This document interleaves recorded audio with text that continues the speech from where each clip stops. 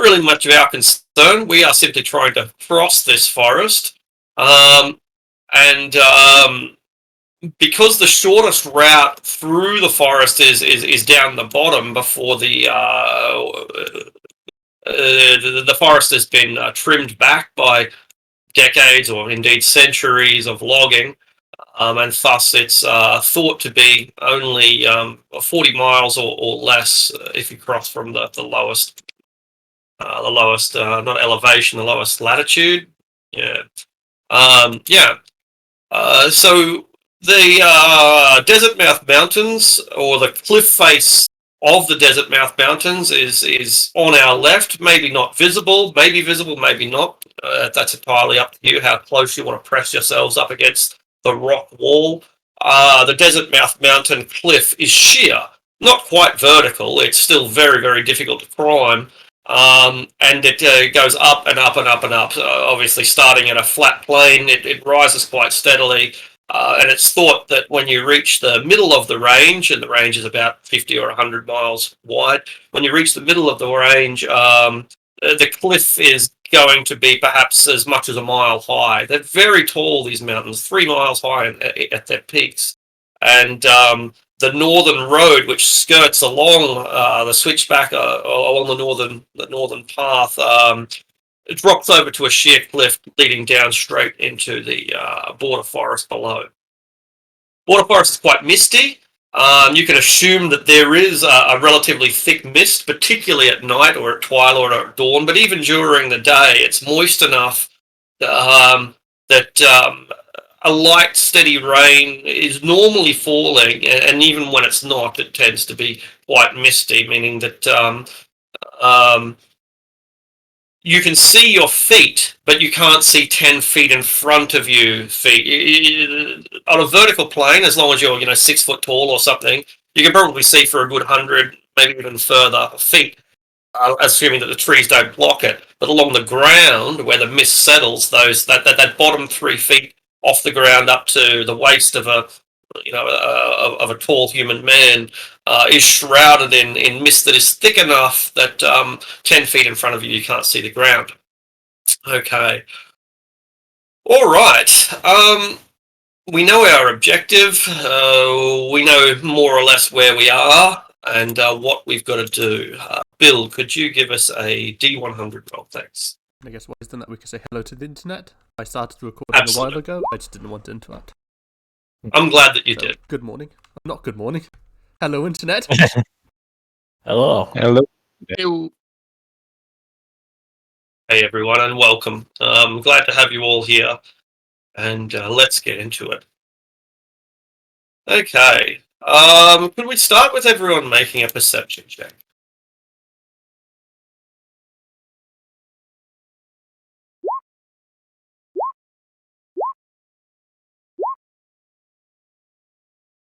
Oh, that's going to be a good rolling night.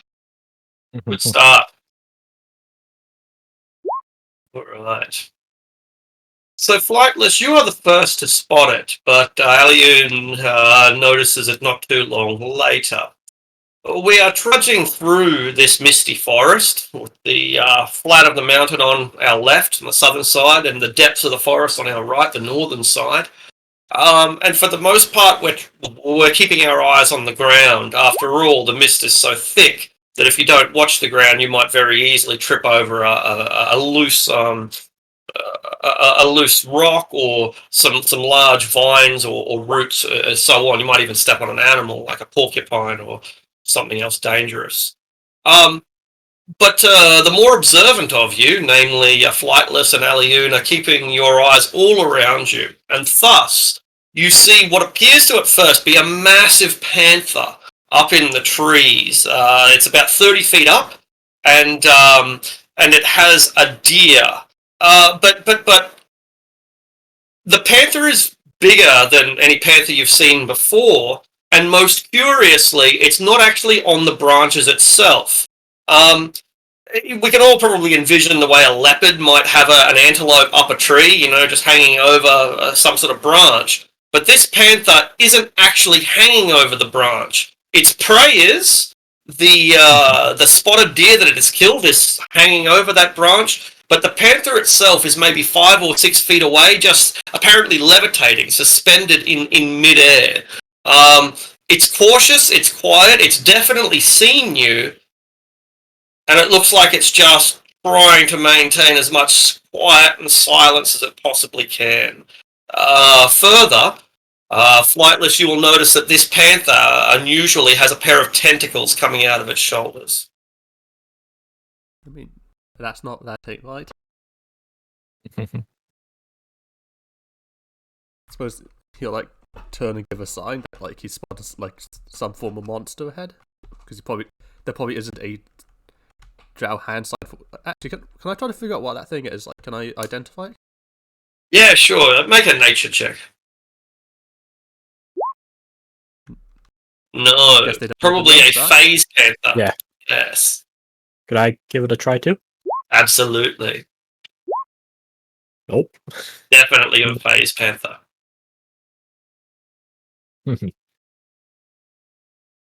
Hopefully, it's just a phase and it goes back to being a normal one like in a while. Precisely. So I'll like give like one of the non-verbal signs, like to like people who understand that there's like a creature ahead that's watching us. Drip, drip, drip. There is the dripping of blood coming from maybe about 50 feet in front of you and 30 feet above you.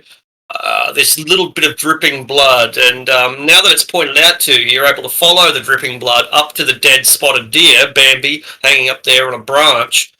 But at this stage, still only Aliun and Flightless have actually seen the creature, which is, even though it's sort of suspended in midair, levitating as if, it's still hidden within the thickness of the deep green leaves and the very soft and steady rain that is almost constantly falling here.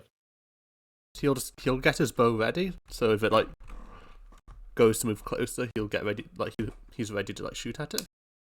It flinches and looks like it's ready to attack, run, hide. It's difficult to tell with such a bad nature check. So, But it tenses up when you get your weapon.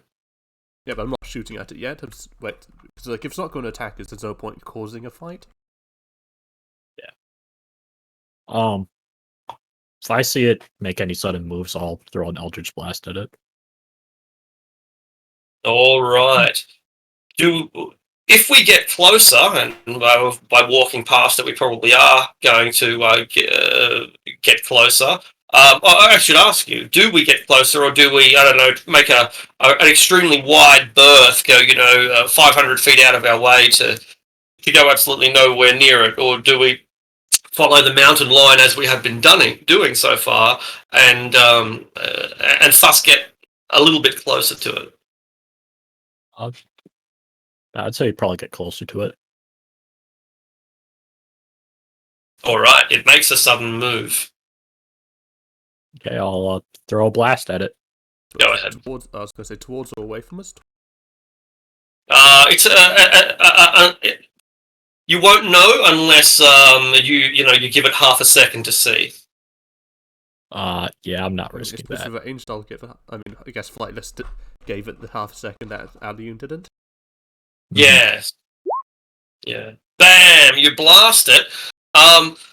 You see the so as we know, the creature is levitating, or appears to be anyway.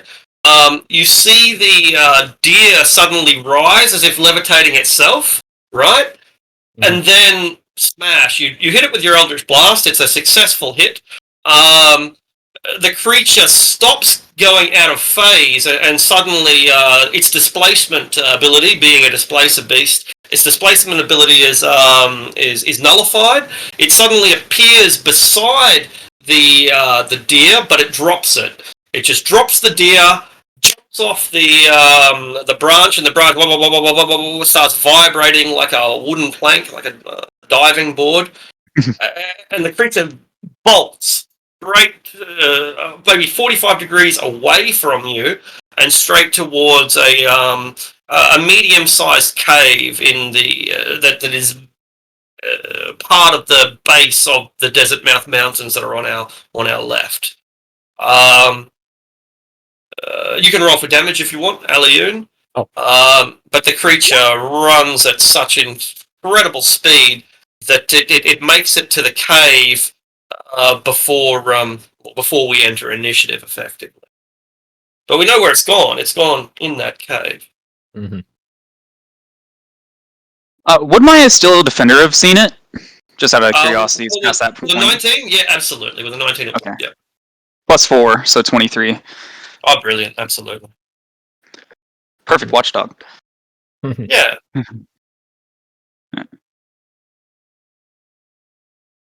Are we going to go after it? I don't see a real reason to. No. Yeah, unless it's going to get more to come after us and attack it. I'll keep an eye on the cave as the rest of the party and all the Dean women go past us. What about the dead deer? Do we do anything with that? Nah. Can I skin it or whatever? You can. It'll take about 10 minutes. Is everyone else all right with me taking 10 minutes? Well, it doesn't look like there's much meat left on it. Might as well leave it for them while we leave. I wanted the pelt for supply stuff. I suppose so. It allows them to gang up, gather up whatever they're going to come back out. All right, well, we can leave it then. So, no, it's up to you. I'm just letting you know. I'm just pointing out if you're now taking their food. So, if there's a they, it could just be a one. Yeah. Well, maybe there's cubs in the cave, though. Well, that's, yeah. Well, Have was pet just displaced their beasts. Yeah. I was saying I was skinning it. Was going to leave the meat, because. But if y'all want to leave it, we can leave it. I don't mind. We can always get supplies elsewhere. Yeah, I'd say leaving it's probably for the best. It's probably not in the best shape, also after claws and stuff like that. Yeah. Wasn't a clean kill. All right. Sounds like the decision is made, and we leave the dead deer where it lies and continue on our journey. The Badin women remain silent about the whole affair, frightened as they are by this misty forest, which is pretty far outside of their experiences, save for when they were logging this very forest and the terror that must have involved is brought back to their memories afresh. Artisan, a D100, please. D100I. 82.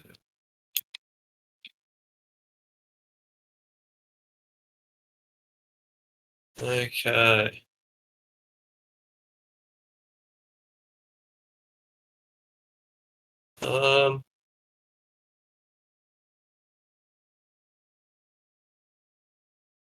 Okay. Perhaps an hour after that encounter, an hour or so after leaving the displacer beast and its prey behind, we're still following the mountain edge. It's as steep as ever. The sort of mountain goat could navigate, or an experienced climber, but most people would never risk it, trying to climb hundreds of feet into the air on loose shale and small plants. Quite dangerous unless you're both agile and light. Anyway, you come to a river. The river flows off the Desert Mouth Mountains, forming a kind of waterfall that drops nearly 1,000 feet and turns into mist by the time it reaches the ground, basically, more or less. But it forms this small river that flows north, whereas most of the other rivers flow south. And there is a beautiful riverside grove beside this river. nestled up against the edge of the mountain.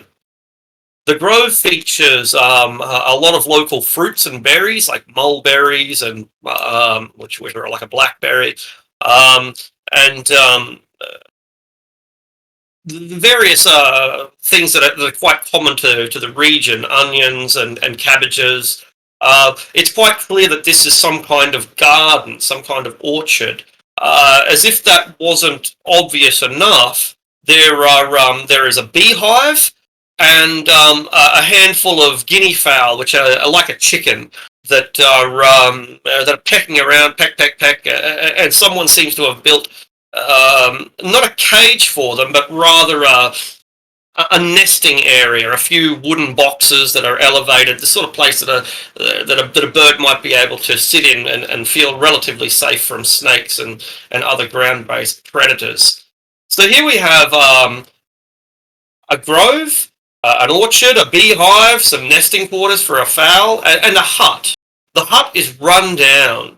At a glance, it appears to be abandoned, but we're still a few hundred feet away, maybe 200 feet away. You can see through a bit of a clearing up towards the edge of the mountain, and it's more than, it's quite easy for us to just give this thing a wide berth as well, go completely around it,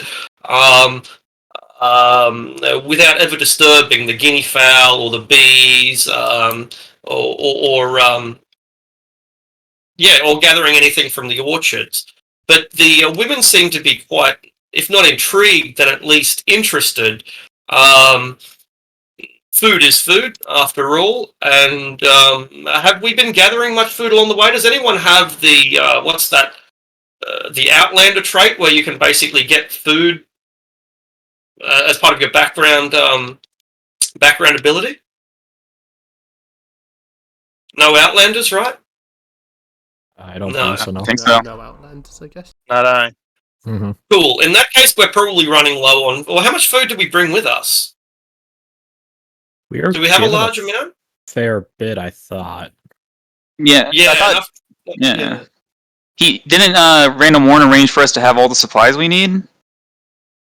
For like 5 days, I think it might have been something like that. 5 days worth Yeah. of supplies. That's my recollection. That sounds right, yeah. Yeah, and we've travelled about 4 days? 50 miles. Yeah, probably about 4 days. Yeah, so we're low on food at this stage, but not out of food. If we want further provisions, we certainly haven't found a better stocked area than this. It's practically a farm, and yet there's no farmers.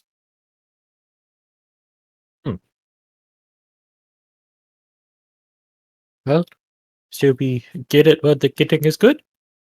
Yeah, I mean, we have a lot of people. We don't want to suddenly have absolutely no food and 35 mouths to feed.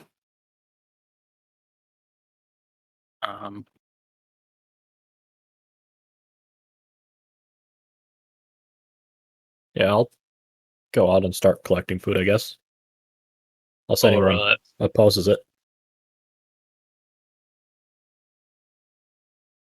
I Alright, mean, we might have many hands making light work here and have everyone get a bit involved. Alright.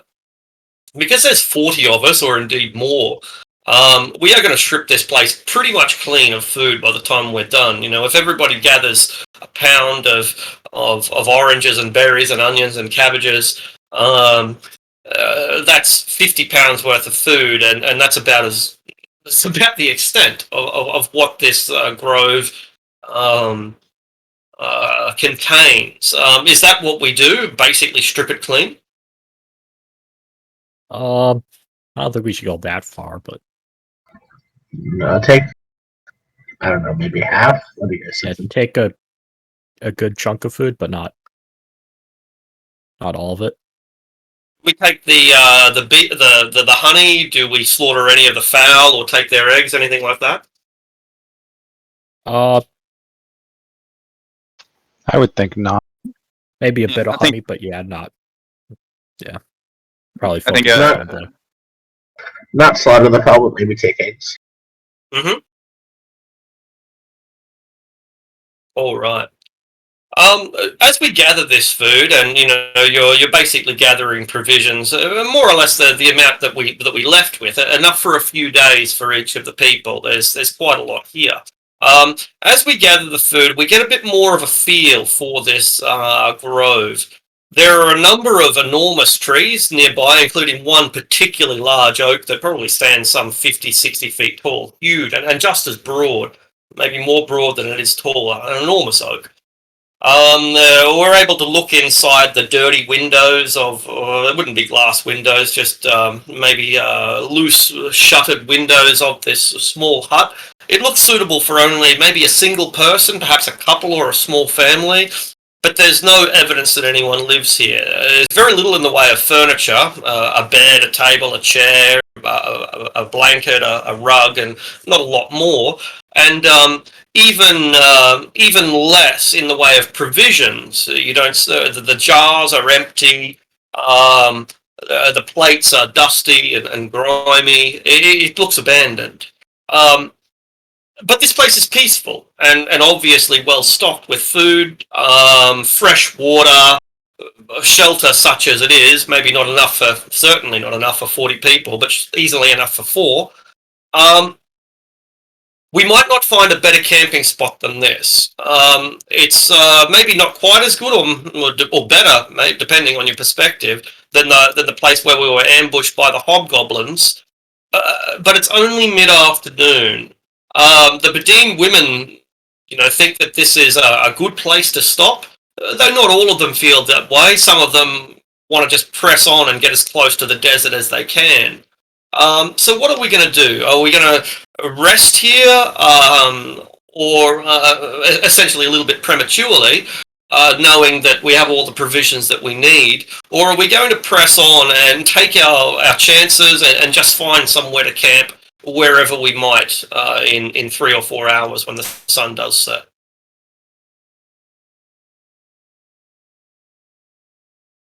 I feel like it's too convenient and we should probably not stay. Yeah, that's where I was leaning to. Yeah, same. All right. That seems like a pretty consistent and uniform agreement. So you gather roughly 5 days worth of food for every person, and once again we move on. Mara, D100, please. 55. Okay.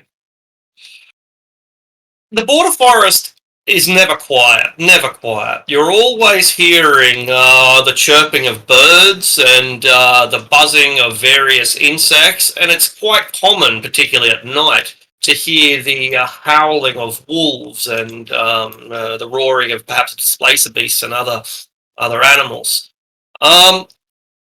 Thus it is that when we hear the slow and steady roar of some sound, those of you with the sharper passive perceptions picking it up first, but others gradually, the slow and steady roar of some sound at first might be mistaken for an animal, but it's too constant, too steady. Roost.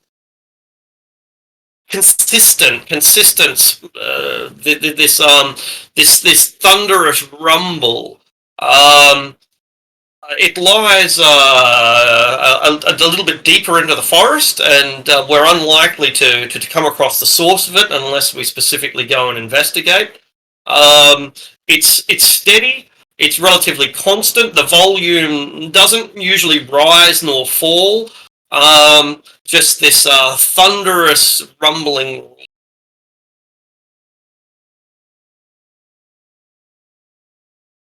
We can ignore it with ease. Does it sound like running water? Make a nature check.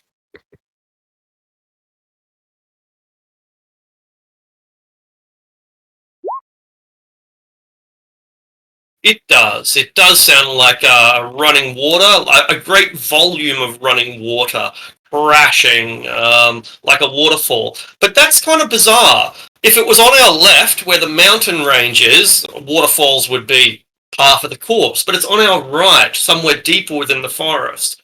And how do you get a waterfall with no mountains? I guess the elevated terrain could provide a mountain pretty easily, but in any case, that is what it sounds like. It just seems a little bit out of place.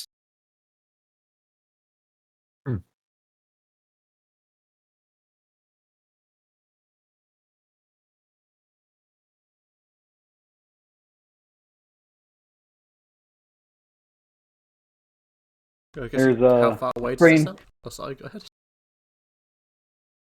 It's difficult to tell because we don't know how big it is, but it's probably more than 500 feet and probably less than 5,000.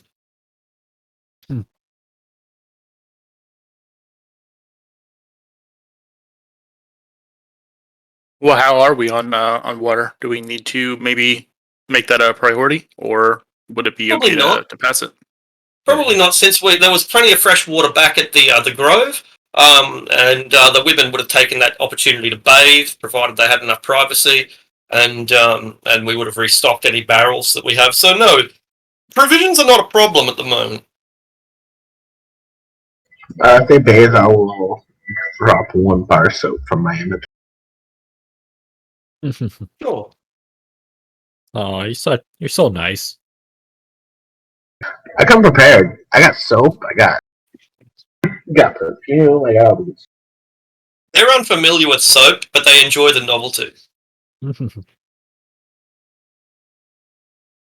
Show them how it easily pulls dirt off the skin. Yeah. Magic.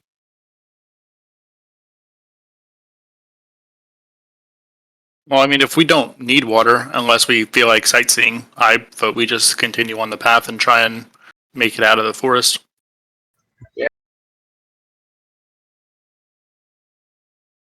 Same. The last thing I want is any of the women getting caught in crossfire if we run into something.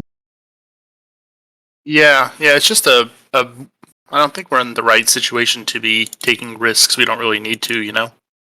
Mm-hmm. We don't need the water and a really weird phenomenon in a really weird place. Dangerous and weird place. So, not really worth it, in my opinion. Yeah, we're being really boring and safe. Yeah. I feel kind of bad, but I don't be like, you hear the sound of giants growling. It's like, all right, women, let's go check it out. Like, please, no. This is It's just like, water, and we have a druid, so it Yeah. should be pretty safe actually. And we're like more mission focused this campaign, to be honest.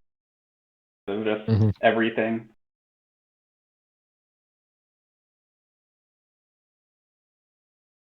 Yeah, I will just continue on. All I'm right. good with that. All right. Perfect. Carrick, flightless, a D100, please. 62. 62. Okay. All right. The Desert Mouth Mountain Cliff, as has been described, is more or less sheer mountain goat country. The sort of steep and steady rocky outcropping that professional climbers would love, but everybody else probably despises and fears. Anyway, you come to a place that's a little bit different than that. Rather than being an almost sheer vertical rise, it's a hillock, a much more traditional form of foothills that you would associate with mountain ranges. Instead of just being entirely sheer, it's a much more gentle slope, or at least it is for the first couple of 100 feet, and then it becomes nearly sheer, disappearing off into the distance, which is now some 5,000 feet above you, a full mile above you, enormous, right? Anyway, on this foothill that we can very easily go around, there is a Stonehenge. The Stonehenge is not unlike the one in the real world in that it's crumbling. It's not complete. It doesn't have the table-like stones in a complete circle. Rather, it's about 2/3 of it is standing, and roughly 1/3 of it has collapsed over and fallen in on itself. Again, we could quite easily avoid this location simply by going around it, and the Badine women would probably prefer that. It fills them with a little bit of superstitious dread. Um, but um, but there it is, on top of a hill at the base of the Desert Mouth Mountain. Apparently empty, just as some strange landmark from a forgotten time.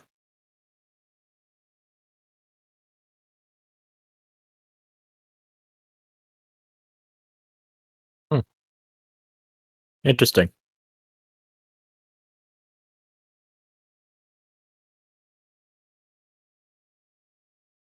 We avoid it? I'll go check it out. All right, roll a flight. Let's roll a D100 again. That's a D20, but here's a D100. 11. All right, so you got higher on the D20 than you did on the one on the. It turns out that the place is not as abandoned as you thought it was, or at least not as empty. The hillock, which is shaped like a mound, you must notice a massive pair of prickly antlers being that come into view as you approach it, Ali. A huge head, a horse-like head, an elk, it's bigger than any horse or any elk you've seen before. They're a magnificent giant elk, like one of those old Irish stags that are long since gone extinct in our world, is grazing on herbage that collects near the Stonehenge. It raises its head and gives a bit of a bullish roar at you, as if to, warn you off. This thing's fucking terrifying. Never seen anything like it. I'm backing up. Yeah, it's enormous. I mean, how many deer has Alien even seen? Not in the At least Underdark. one. At least one, but it was dead. Yeah.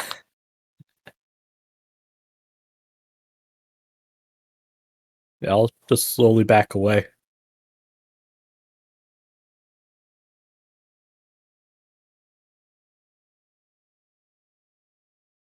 Does it do anything to me, or is it just kind of staring me down? I didn't hear what you're saying. Are you approaching it or backing off? No, I'm backing off.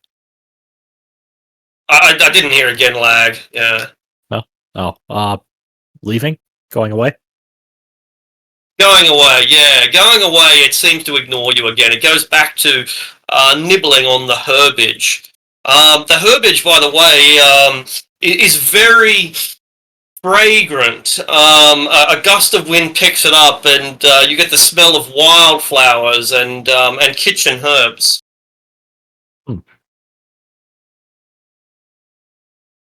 All right, well, I don't know what that stuff smells like anyways, but I'll just keep backing away. Excellent. The giant elk goes back to grazing on the flowers. As you're backing away, Ali, the giant elk turns away from you slightly at least, and you see that it has a saddle. Huh. Weird.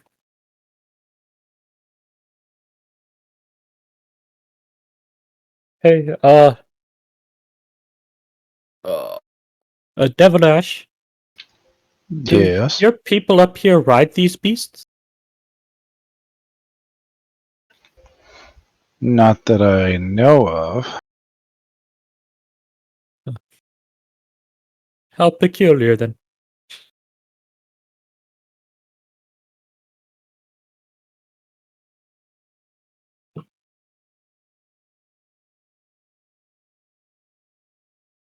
I suppose we just let it keep grazing. Yeah, no worries. Is there any sign of the rider? We haven't investigated, so no.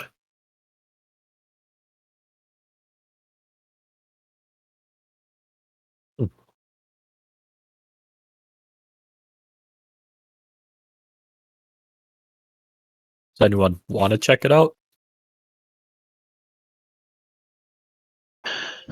Checking out the deer mount. Yeah. What is it? It's just grazing in the forest. It's great in a Stonehenge, which is on a hill that backs onto the mountain. Yeah, so we're following the mountain line. There's a hill. The hill has a Stonehenge. The Stonehenge is crumbling. There's a lot of herbage up there, a lot of flowers, a lot of wildflowers, and the elk seems to be grazing on it. The giant elk. It wears a saddle. But because of the angle, because we're down low and it's a grassy hill, there's little detail that we can make out. The elk, of course, is so enormous that it's almost impossible to miss. I think seeing the saddle, I might want to investigate.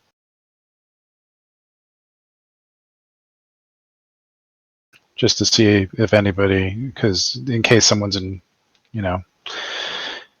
trouble, or the rider fell or whatever. Absolutely. All right. So, how do you approach this situation? Assume that you're like 300 feet away, 200 feet away, something like that. The elk knows we're there. It's already given us a bit of a roar, probably of warning. Do you just walk out into the clearing and start calmly climbing up the hill? Do you rush it or hide, or yeah? How do you approach this animal? No, the bottom of the hill. I'm going to just call out, "Hail, rider!" You're Getting a response from somebody. Sure. You call out in the common tongue, hail to the rider, and the bull moose, the giant elk, gives you a bit of a roar, and then goes back to grazing, raising its head to watch you after each no worries, after each mouthful of herbs. You're still at the base of the hill.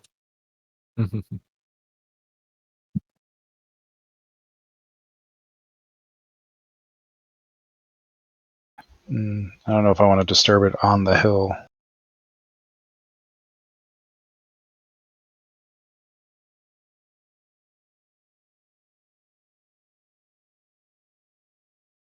If there's no response, I can check around the base of the hill to see if there's anything out of place. Oh, make a perception check with advantage, since this is not sudden. You're doing it kind of systematically.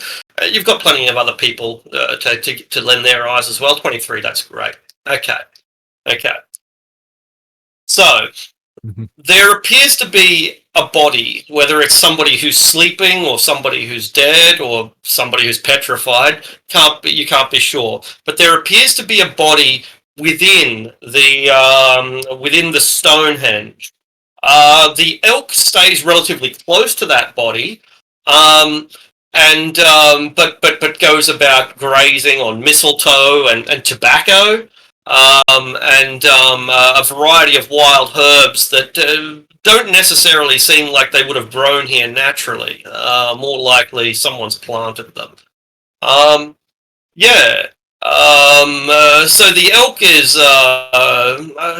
not exactly agitated, but maybe that is the right word. Agitated by your approach, but it's not skittish. It just it gives a kind of, nor is it aggressive. So it's not behaving the way a bull might, stamping its foot and preparing to charge. But it's also not behaving the way I don't know, a rabbit might, and just running away. Instead, it's just holding its ground, like a guard dog might.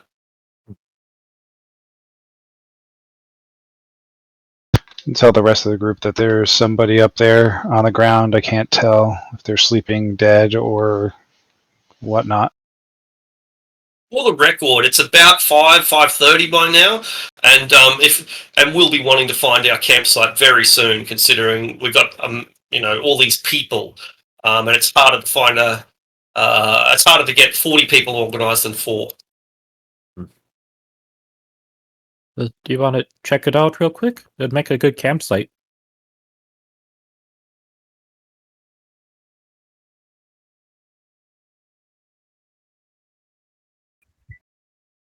Creature that big might feed quite a few people too. Yes, we could hunt it.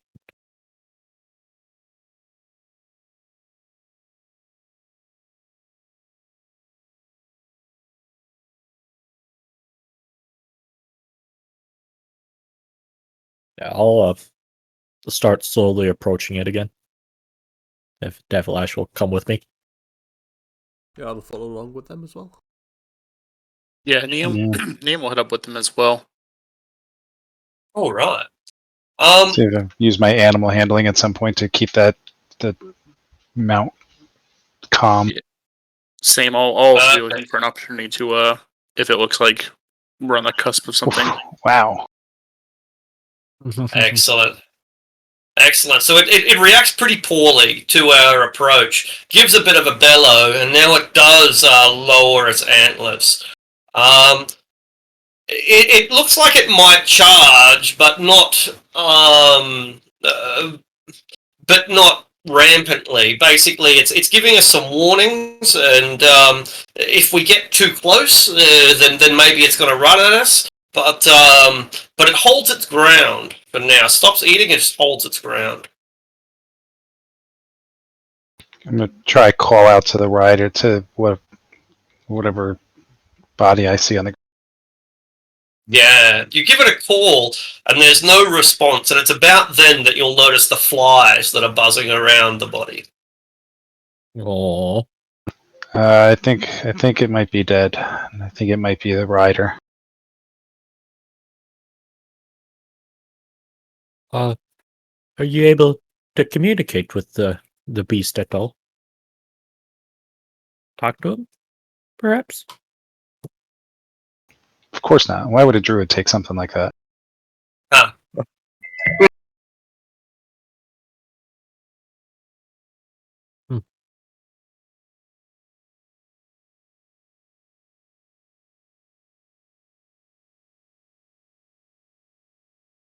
Or is that not? Yeah, it will. You'll be able to communicate. Like, speak with maybe a Yeah, the short answer is yes. All right, I will wild shape into the same animal and try to communicate. Nice. The elk seems kind of surprised. Yeah, so you were going to say? I was just gonna say, if we didn't have anything else, I was gonna blow a second level slot to reduce him down so I could speak with small beasts. He's too big to understand me, but if I could physically shrink him, then we could talk. I don't know if that'd help because he's huge. He's not large, so he'd only shrink yeah. down to a large size. So might not be enough. But that is an interesting tactic. I saw someone on a forum recently say, can I use speak with small animals to speak with a baby bear, but not an adult bear? So I was just thinking, technically, I think yes. Rules is written, yes. Rules is intended, probably not. But anyway, Right? Yeah. Anyway, yeah. So you turn into an elk, male or female?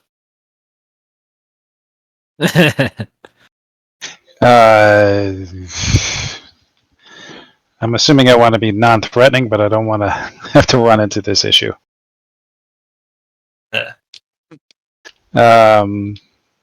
Male. All right. The elk reacts surprised and a little bit not agitated, but wary, and it yells out to you, "This is my territory." What happened to your rider? He has grown old and died. He fell from the saddle. But he wanted to die here. So it is not a tragedy. This is a magical place, a sacred place. And my master wanted to return here to die. Do you stay to guard, or how long has he been dead? Only a matter of days, and there is enough food here to satisfy me. Indeed, I have grown very fond of the herbs here. They make my stomach feel at ease. This food is delicious and nutritious. Do you plan on remaining here with your master? Yes, people have burial rites that animals do not, and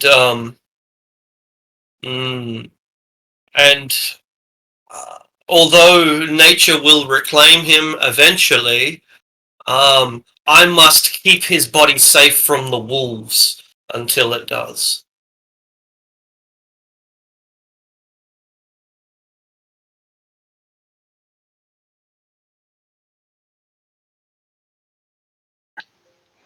Okay, then we will leave you at peace, and I will back away and go back to the party. It shakes its head as if, the way a dog might flee behind its shoulders with its mouth. It shakes its head and says, "Before you leave, could you remove this from me? It is burdening me, and my master has no need of it anymore." Would you mind if I take my true shape so that I can remove it?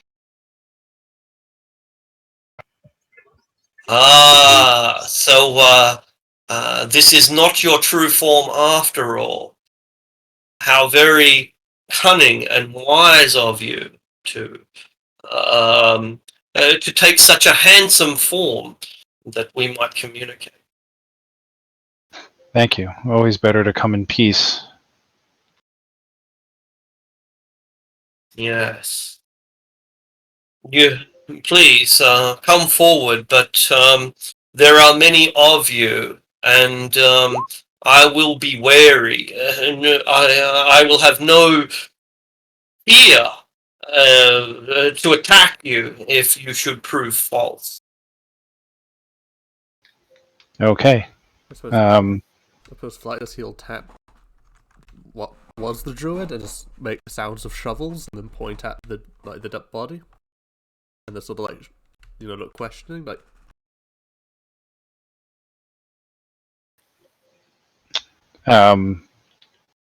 I'll ask him.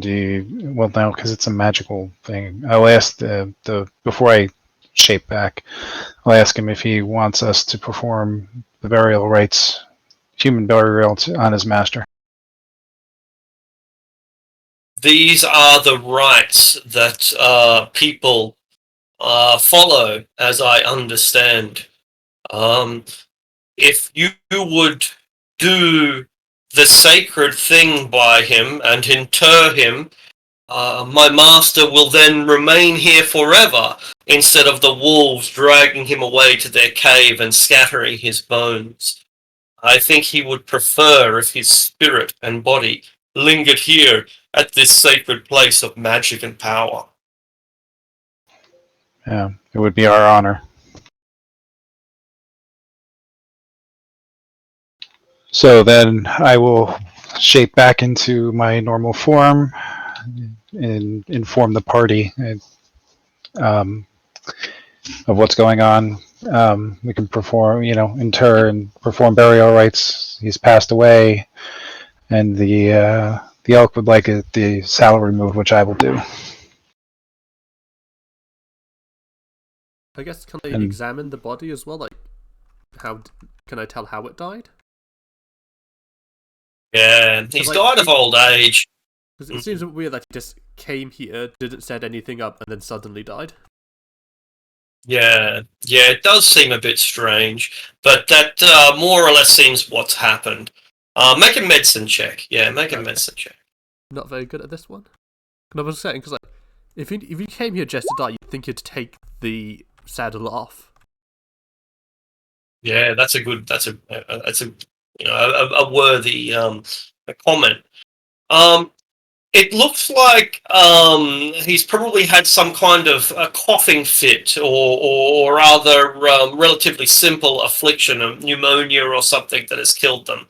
They've apparently dismounted, propped themselves up against one of the Stonehenge rocks, and they were smoking tobacco while they died. That is a good point. That maybe it would have taken off the saddlebags, or maybe set up some sort of camp. But in any case, that action wasn't taken. The saddlebags are still on the or rather, the saddle is still on the elk, but the saddlebags are not. So it's got a few saddlebags nearby, including one that is open, filled with tobacco, literal pounds of tobacco. The other one is filled with literal pounds of mistletoe, which is a toxic plant but sacred to druids. And because we have a druid with us, they would no doubt recognize that the herbs that are growing here, that the elk is feeding upon, are the sort of herbs that you would use in an alchemist kit. If any of you have ever made a healing potion, you probably added some of these ingredients like aloe vera, and maybe wolfsbane and hemlock and other potentially toxic concoctions that, when blended together, can be very important to someone's medical supply. Well, if he has a pipe, can He I does. determine whether or not, like, did you make like a blend of Hey, like man. the toxic stuff? Yeah, you look through it and there's no evidence of that, no. It just looks like he was smoking some of the finest wild tobacco that can be found. Okay, my current theory is, well, maybe he came out here to die and just did it sooner than he was planning to. Yeah, committed suicide effectively, Like, but he sort of came out it's here. possible. I'll spend the last few weeks in the wilderness, and then immediately like had a seizure and died. Yeah, that does not seem inaccurate, or at least rather that certainly seems possible. There's no arrow wounds. He might have taken. There's a few toxic plants here that he might have eaten, but he didn't smoke them evidently. Yeah, just apparently sat down, propped themselves up against the rock, and died soon after. The body is decomposing. It's been here for a couple of days, but even still, you can still get a general sense for how old they were, and they were probably somewhere between 55 and 75, so getting on in years. Maybe older. And I guess lastly, is there any holy symbol on the bodies? There is no holy symbol, no. But the fact that he considered this place sacred might be an indicator that the nature gods like Eldath and Sylvanus, the nature gods, may have been important to this person. I guess I'll try to get it across. Like, do we bury him in the grove or outside of it? Like, I think we bury him inside the grove. I guess he'll start getting ready to, dig a grave then. And I will The, approach the elk to remove the saddle. Wonderful. The elk remains cautious, but has come to trust you. If only because you assumed the elk's form. It seemed to be remarkably calm with that, surprised but calm, almost as if it's seen it before. In any case, the herbs and flowers that are flourishing here are very useful, as mentioned, in healing and other medicinal processes. A traditional, witch's garden. Do we have a herbalist? Does anyone have herbalism or alchemy? No? No. Were we supposed to get any tool proficiencies for any levels? Level 5. Yes, Not- level 5. Okay, so I was going to get alchemist supplies level 5, so unfortunately not yet. All right. Well, in that case, this can be like an introduction to your alchemy. You can't make this at this stage, but you can gather the ingredients. There are sufficient herbs here to make multiple potions or multiple healing kits or herbalism kits, depending on whether you want the potions or the kits. And within the saddlebags, there are a bunch of arrows, a small amount of silver, and quite a lot of tobacco and mistletoe. The elk seems to have no qualms with you taking any or all of it, including the saddlebags, and everything else.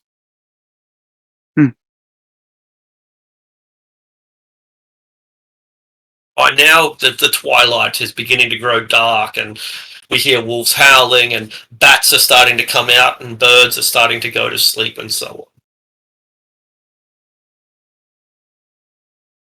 on.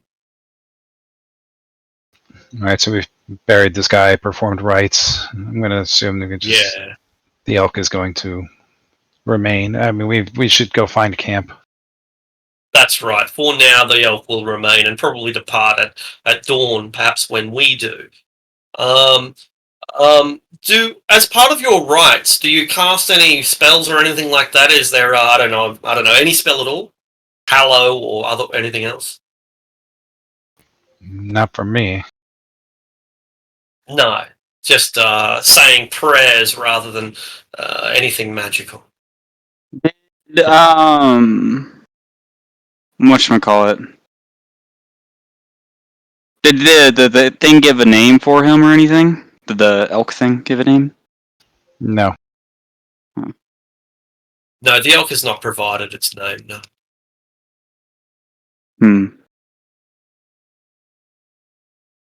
We could try to erect. I could try to erect something.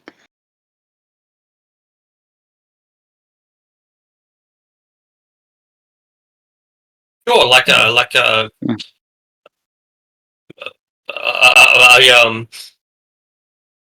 what am I thinking of? Like a headstone or something? Is that what you mean? Yeah. Yeah. Okay. Yeah. Yeah. I guess. Never mind. some Don't sort worry of about grid it.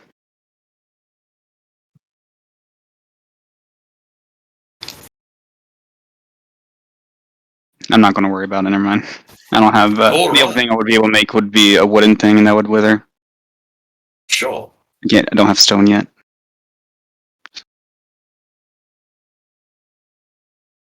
All right. So we camp here for the night, and we're able to add various herbs to our teas and various spices to our dishes. But we're not able to communicate with the elk any further, are we? No, not really. All right.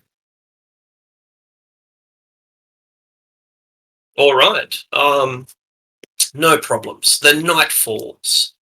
That was Carrick's roll, right? Yeah. Mara, D100, please. Now we're going back our way? I didn't hear that. You're going back the other way now? Mara was right before Carrick. Yeah, I was before Carrick. Oh, my mistake. Oh yeah, right. Ali. Yeah, thank you for pointing that out. Yeah, thanks. D100? Yes, thank you. Yeah. Oh, baby. 99. Okay.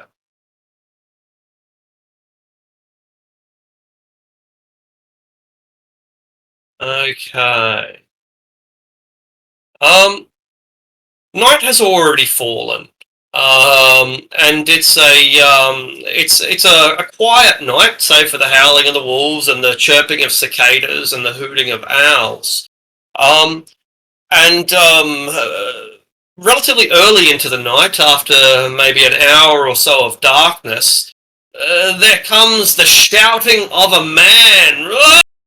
You can't make out his words, but they sound panicked. There's also the whinnying of a horse. This horse is panicking, a man is panicking, but it all happens within a course of about 15 seconds, and then it goes silent. And indeed, the distance at which that sound carries mean that by the time you hear the sound, 15 seconds might have even passed. Maybe that's an exaggeration, but anyway. Somewhere within the woods, at a distance of less than a mile, half a mile perhaps, comes the screaming of a man, the whinnying of a horse, then just silence.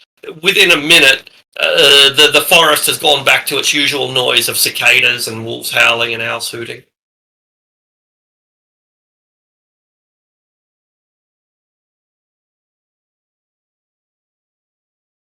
What was that? Anyone hear that? I did. It sounds like someone's in trouble. Maybe we should go see if we can help. Yes, I'll go check it out. You guys stay safe.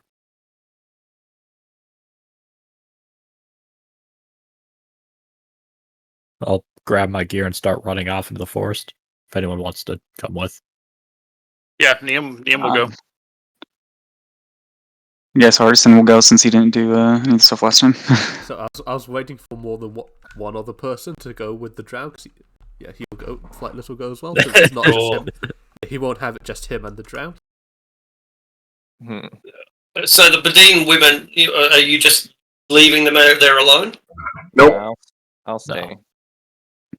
Excellent. They Nope, trust. no. Yeah, I'm staying too. Perfect. Well, they trust Eleanor more than anyone, and the elk trusts Dalabash more than anyone. So it's not a bad pair of bad choices. So 3 are staying, 4 are going. Sure. All right.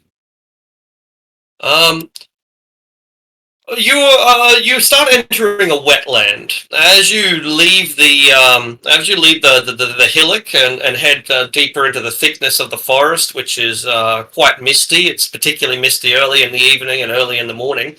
You hear the crunching of bones and the splashing of water. When you come within about 200 feet of the sounds, there's an awful smell that is coming from the direction in which you are approaching. It's a marsh. The marsh is not particularly wide, maybe a few 100 feet wide, and it's also impossible to tell how deep it is. But a pair of tentacles are ripping apart a horse. The tentacles will pick up the hindquarters of the horse and feed it into an enormous maw that looks vaguely like a Venus flytrap, vaguely. You can't see much. Most of whatever the creature is, it's mostly submerged. But these tentacles pull out of the water and rip the horse apart and drop it into this huge gaping maw, which crunches them down. You estimate that within a few minutes, it'll all be devoured. Can I send my Steel Defender to search for the man? Go up to the edge of the marsh?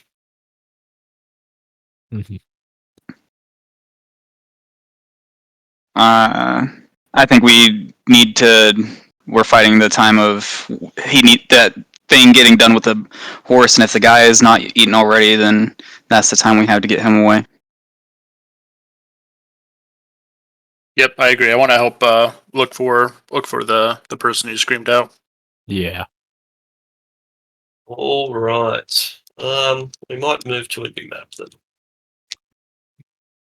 See if I've got a decent map for the scene.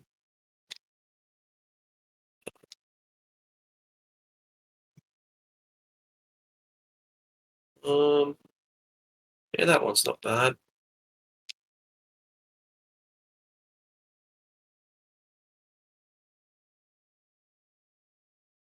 There's a lot more trees than this particular map will indicate, but we make do with what we can.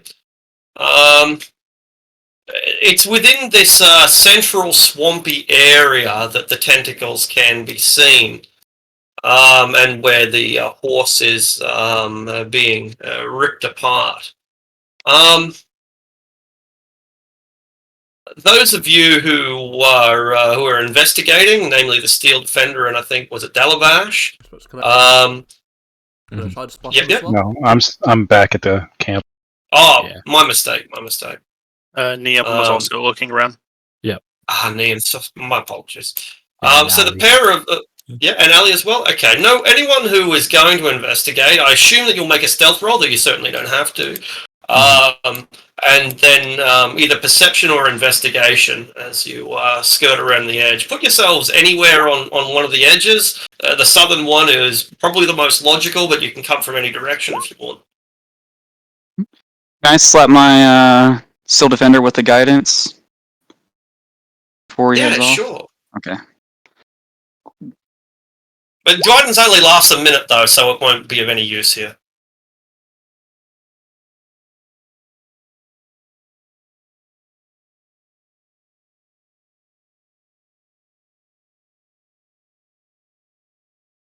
Okay. So skirting around, Flightless will notice a corpse on the other side of the river. It seems that the tentacle. There are multiple tentacles coming up out of this swamp, and one of those tentacles is holding the corpse of the person. Evidently, there is not one mouth but two mouths that are being fed, and two of the tentacles are fighting over the horse. So to the north, this one has a grip on the human or whatever it is, whereas in the middle, the tentacles are ripping the horse apart as they fight over the larger portion of meat. Does he also give the signs for dead man to Artisan and then point at the body?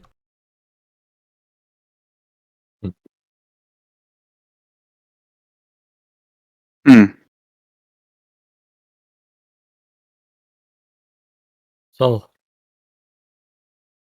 do you want to take this thing out?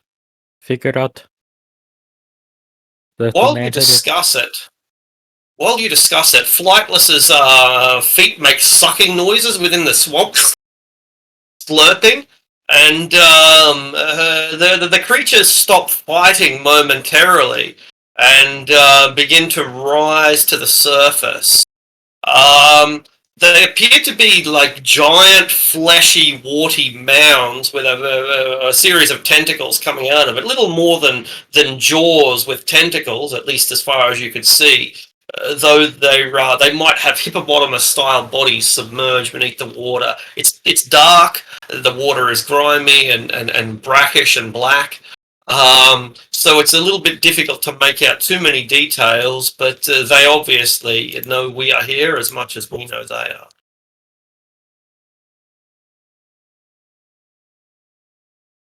Well, I don't think we can get away now.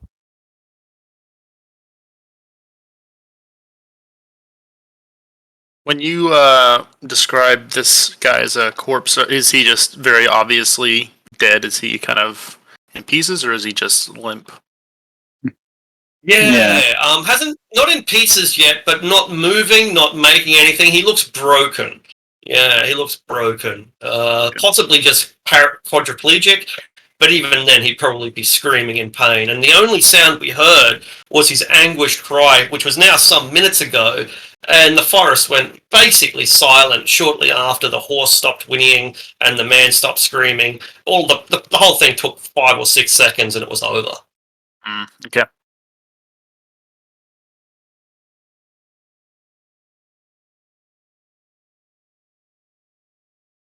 Creatures submerge themselves mostly while you approach, dragging both the body of the human and of the horse underneath the water. They're just above enough the way a crocodile or a hippopotamus might, that part of their, you might call it a head, though you don't see any eyes, but part of their head is just above the waterline, but the bodies are dragged beneath it.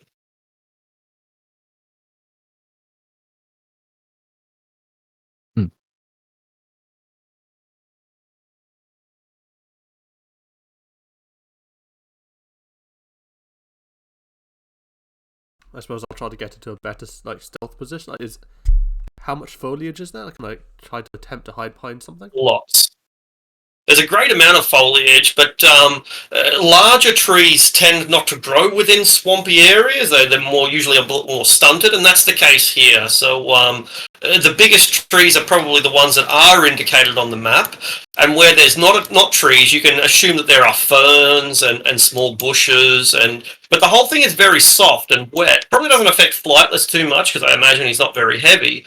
But those of you who weigh more than 100 and particularly more than 200 pounds with all of your gear are likely sinking up to almost your knees in mud.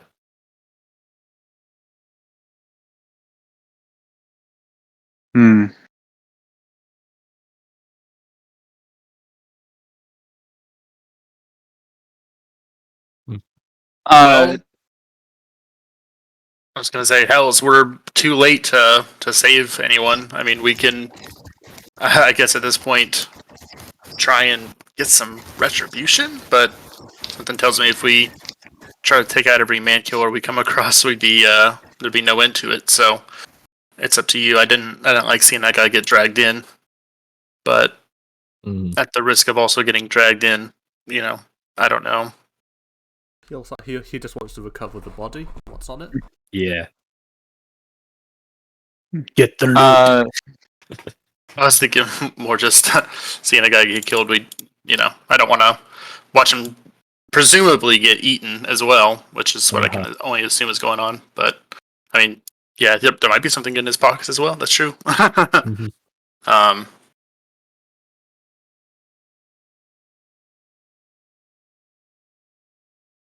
But yeah, I mean, at this point, I don't know if. I mean, I'll follow you guys' lead. I don't know if there's much point to dragging this thing out of the water and trying to fight it to the death over this. I'll try to get to the healthier tree. Like, does it look like it's climbable?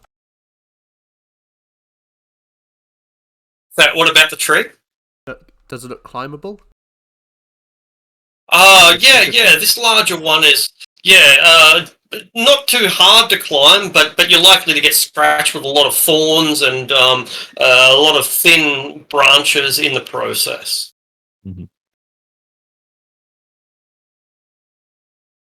I think he'll try to hide behind them instead. And he'll no worries. If people would get ready. Yeah, Allie will kind of step in front of everyone to make sure they have the option to escape if they want to. Yeah, I'm gonna fall back. Do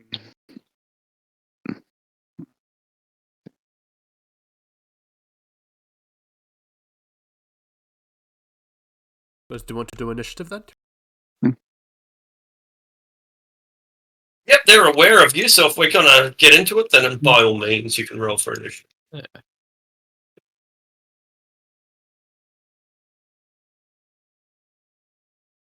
Oh, baby. There you go, wasting your nats on initiative. Oh. Is that a waste, though? I mean, kind of. I mean, I'm not jumping in the water to fight them. So, Ali, it seems that we are ready to attack them. They've, whatever they are, they've got a hell of a lot of cover. They're submerged almost completely underneath the water with really only their tentacles and a little bit of the top of their heads exposed. So you don't know how deep the water is. What are you going to do? So I'll kind of walk up towards the edge of where it turns from muck into water. Yeah. And I'll cast a Arm of Agath on me. Yeah. At 2nd level. All right. Your spell seems to agitate the creatures, and they let out a grunt, opening their wide mouths, or one of them does anyway, and the black water pours into its mouth. The creatures smell awful already as you approach, but when it opens its mouth, it's clear that the smell is coming from its breath. Their breath is quite simply toxic. It smells as foul as any garbage on a summer's day that you've ever smelled before. That's pretty bad. Yeah, it's awful. No creature has breath this bad. Okay. I'll just stand here waiting for him then. All Maybe right. cover my mouth up with my sleeve. You all get a message telepathically in your mind simultaneously, which says, "Leave me be. The prey is mine." And it's followed up immediately by, "No, it is mine. It is mine." And the bubbling and struggling begins anew.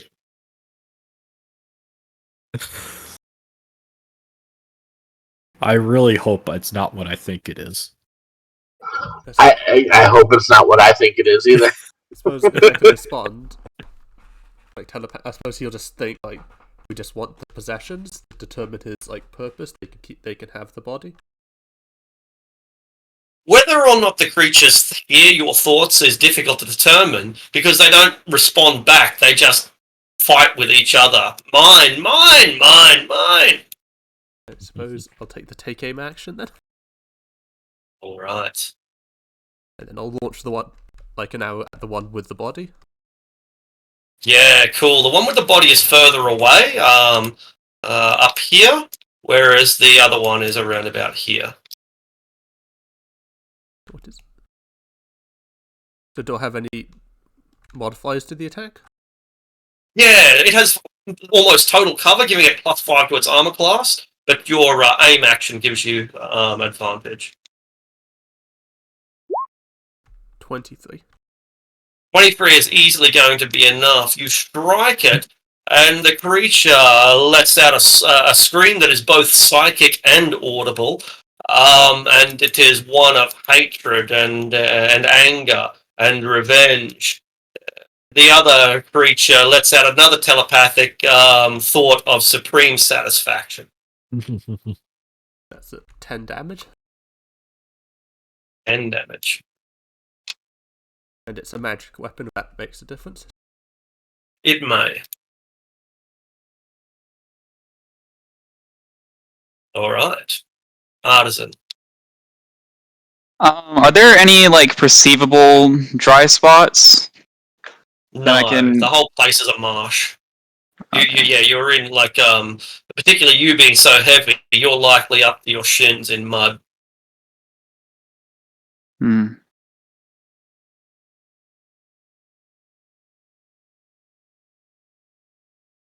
I guess I'll do what I can from here, and am I within?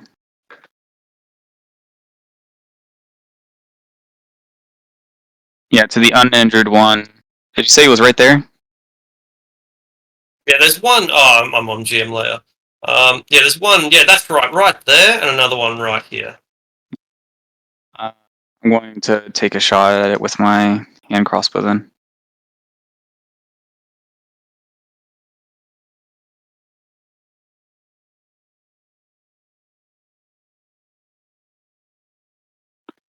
All right, and your Okay. crossbow bolt is lost into the mud and never seen again. Probably hit some plane of existence and teleports there. No, it's gone. The crossbow bolt is lost within them. My still defender will take a few steps forward and take dodge action. All right. With the fresh prey now on the edge of the swamp, it seems that these creatures no longer have to share. That there's going to be more than enough for everyone. As they lurch their way towards the edge, their tentacles emerge from the swamp and enwrap the target. One against Aliun, one against the Steel Defender. We'll start with the Steel Defender I don't know. Why do they look so happy though? because they're about to eat. They just told like it looks like they told like one of my jokes. I was really worried they Steel were Defender. abolist for a while. Oh, really? Oh, Yeah. that's a bit harsh. Because of the Oh. telepathy? No. Yeah. Odiums are bad. Yeah, I Aboleths know. are worse. Yeah. Yeah, much worse. Yeah, much worse. All right. Does a 14 hit the Steel Defender? No. All Skipping right. it. So it slaps out with one tentacle, and when he dodges out of the way of that one, slaps out with another, and dodges out of the way of that one. It angrily lurches onto the to the edge of the mud. This time exposing itself, so it's no longer got cover, or the other one still does. The other one's still half buried like a crocodile. This one comes up onto the bank and tries to swallow the Steel Defender whole. Will 15 hit? Yes. All right. So it bites the Steel Defender, and then lets out a telepathic yuck. That's inedible, and spits it out again after doing 13 points of damage. I assume Steel Defenders are immune to disease. I believe no. They're not. That's hilarious. It seems like an Damage oversight. immunities is poison. Condition immunities is charmed, exhaustion, and poisoned. 5e is a bizarre game sometimes, you know. Anyway, make a Constitution saving throw. I guess you get wood rot Well- or something. But then it becomes poisoned if you fail the But- disease. But it's immune to poison. And it's immune to poison, but is it immune to the poison condition? Yes. Then Condition yeah, immune, that it doesn't really charmed, matter. exhaustion, and poisoned. Yeah. I assume it's I guess he can he's like a carrier for the disease. Maybe, yeah. Yeah, that's not a bad, that's a good way of looking at it, actually, yeah. I think my Um, Steel Defender still did okay though. It certainly doesn't affect it in any case. And the other one lurches itself towards Alayun, just rising just high enough out of the water to launch its elongated tentacles. At 12, I'm sure we'll miss. No. 17? Aw. Just hits, yeah. All right.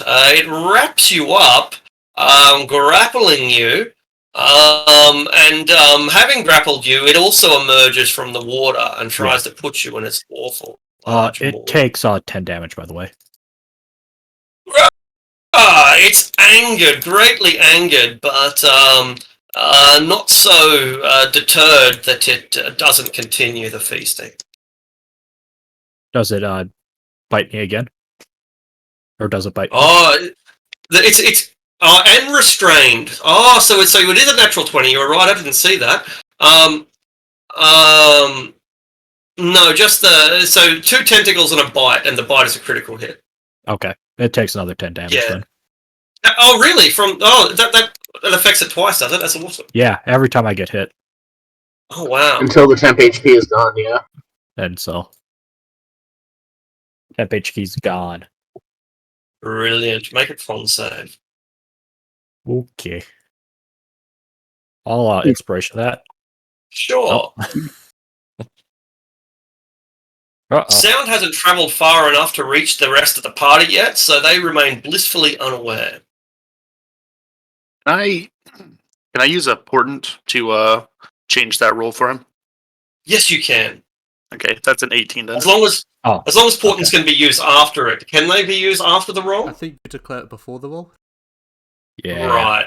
Yeah, Right. I thought we'd had a comment on that before, but yeah, okay. Oh, we might have. I can rarely remember, what sub rules we use for different groups. But if we've done it before, then by all means, we can use it retrospectively. Oh, okay. The player's handbook rules are a bit weird in that regard. They clear it up with later books, but the player's handbook rules has that really weird after you roll, but before you know whether it affects them or not. Yeah, I get the balancing point, but what it ends up being is it's like be ready to quickly interject and cut your DM off, and it just Right, feels kind of rude. Precisely. Yeah, I'm really with you. Yeah. They need like a buzzer. Just like, can I buzz in real quick? Raise my hand. Yeah. Start doing. Yeah. Might kind of work around a table, but not on a virtual table. Exactly. Mm. All right. All right. So, Alayun, you are being devoured. You have never smelt anything so foul, and you've lived with gnolls. Sorry to cut in again, but Yeah. I think you skipped me. Oh, I apologise for that. I did too. Yeah, Niam, what do you do? Thanks for pointing that out. I do need it. Yep, no, that's okay. I'm just going to run back and try and get this one with a scorching ray. All right, that's the only one that's been injured so far, and that is an epic strike.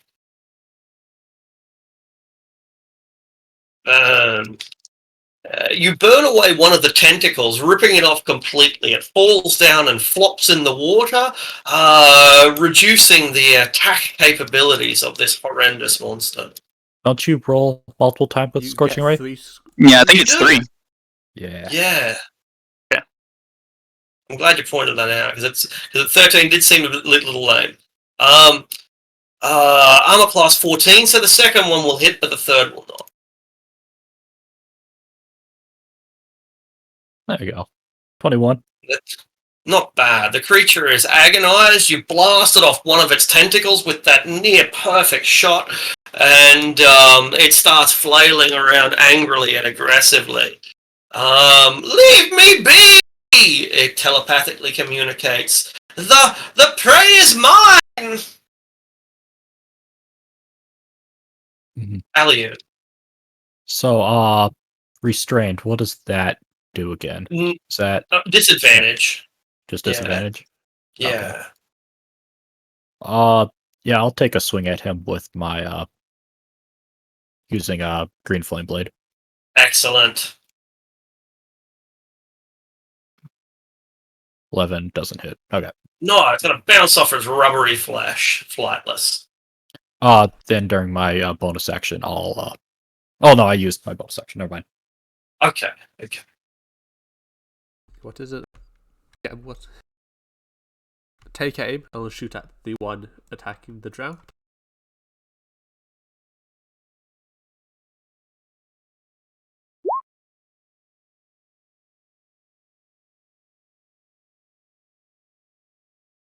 It grows increasingly agitated. I said, leave me be! Telepathic.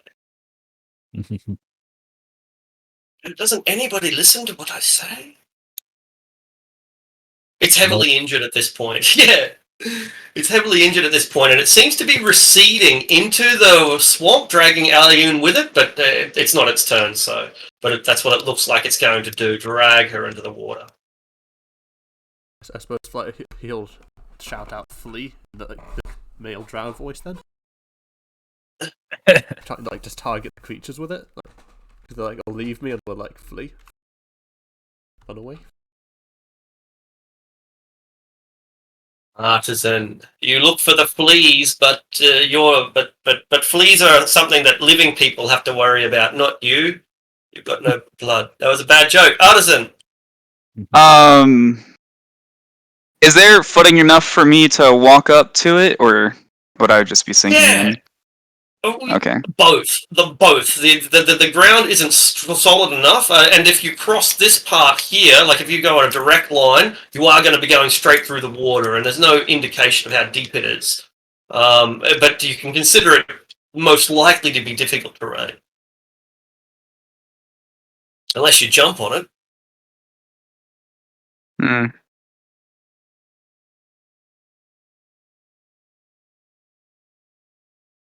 All right.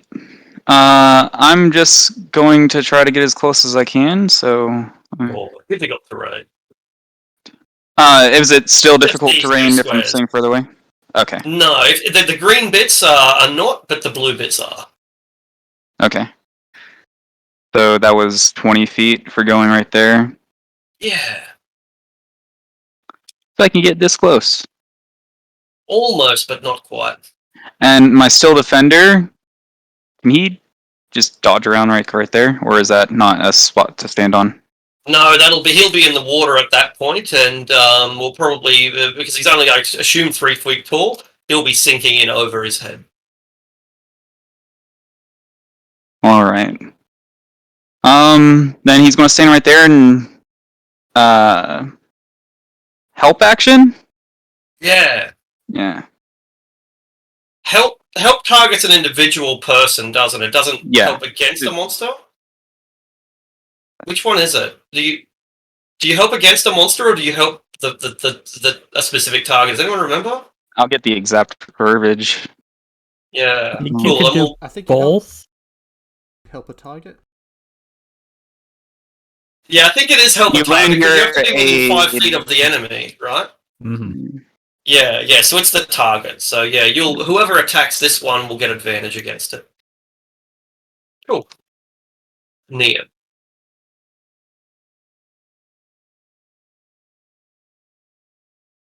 Okay. I'm just going to do the same thing. Sure. 17 is good, 13 is not.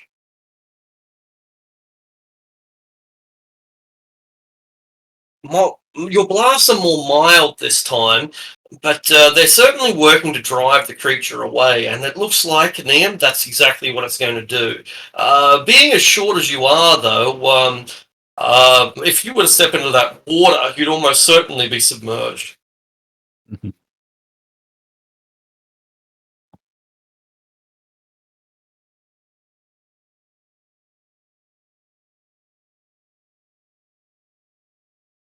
All right. How does it work when you're grappling? Half speed, I think it is, to carry someone away. Yeah, cool. I Yeah? think unless you're 2 sizes bigger. So if it's... Is it just Right. large? It's only large, that's right. Okay. Yeah. I think you're absolutely okay, so it's being scorched and burned at this point, and still only one of them has been injured at this point, as far as I'm aware.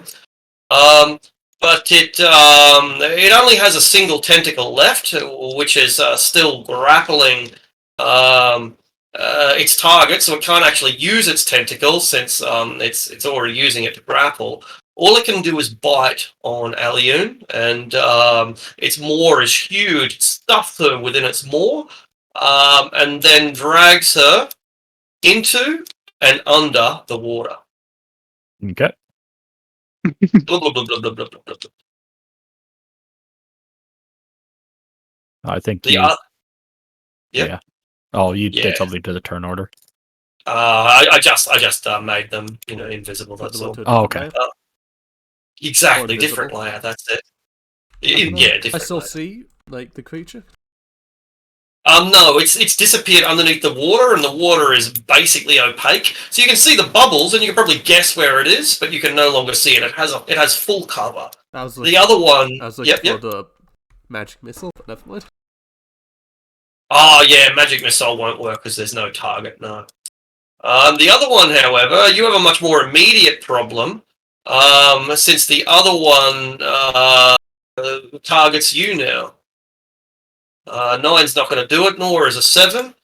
So it will provoke an attack of opportunity from the Steel Defender as it comes in to swallow Flightless Hold. Oh, 24 hits. 14 also hits.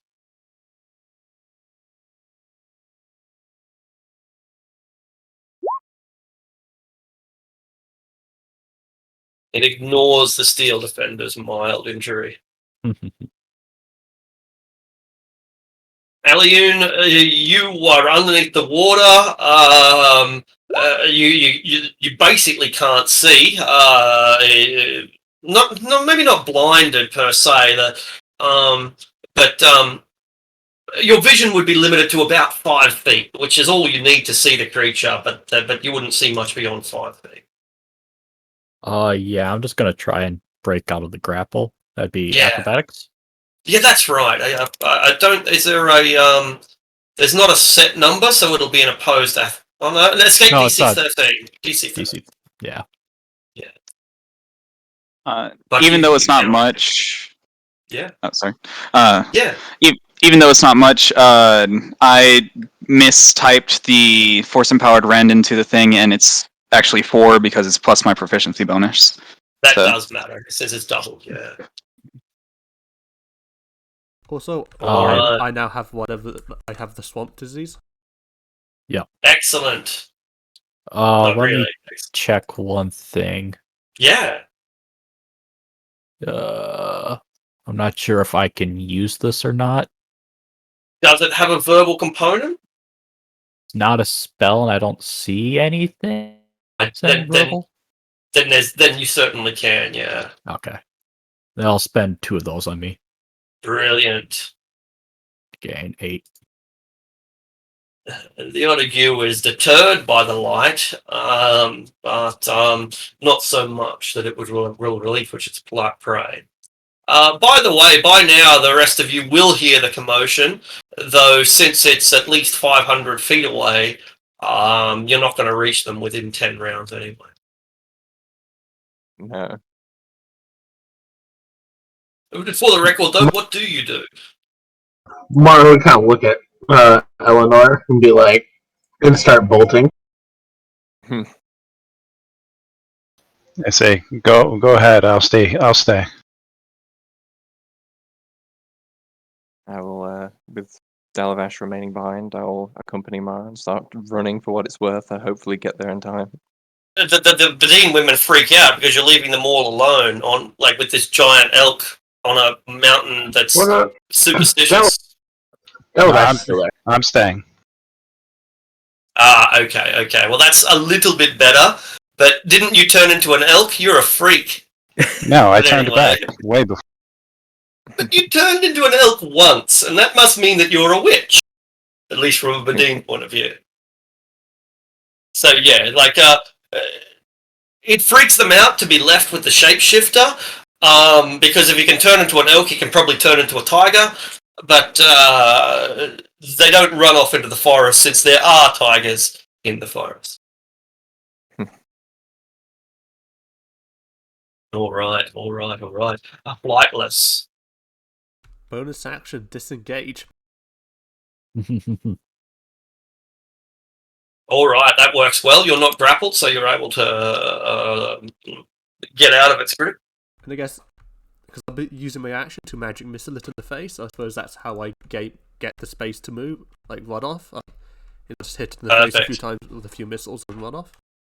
Yeah, I like that. You essentially deliver a series of concussive blows that stuns it for a few seconds, and then you escape its grasp. It's 11 points of damage. 11 points of damage. It's not deterred. Indeed, your mild injury only stimulates it in the same way as a mouse biting a cat might. Oh no, he's Artisan. Exactly. He likes garbage. He likes being abused.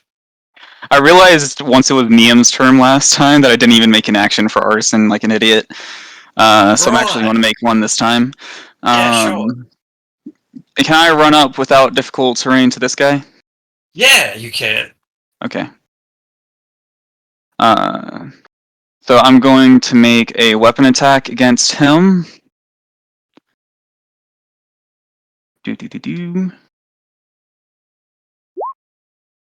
It's a +1 because what the hell? And I'm going to burn my inspiration on that because no. Yeah. Does that hit? No, it does not. It bounced off its rubbery flesh, the way striking a modern tire might do. Boing! Straight off it. And as a bonus action, it says a creature within range. Would we have seen where the light came from her healing light?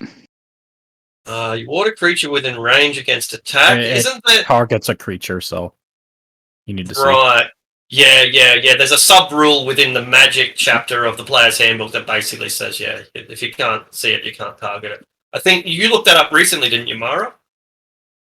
I think I did, yeah. Yeah, I think so. That was part of we were looking up that section about fireballs. Exactly. Fireball the other side of. Yeah, we're talking about whether or not you can lob fireballs over walls. The answer is you cannot. But if you read the spell description, you can. But if you read the magic chapter, you can't. All right. So no, you cannot target Alian. Dang it. Okay. Let's see. Then Still Defender will just walk up and make its attack. All right. That doesn't hit. It does not. Niam. Okay. Let me pick my guy. I'm going to take the dash action and dive in next to Alian. And Alian's next attempt to escape this grapple is going to be an 11. Excellent. It's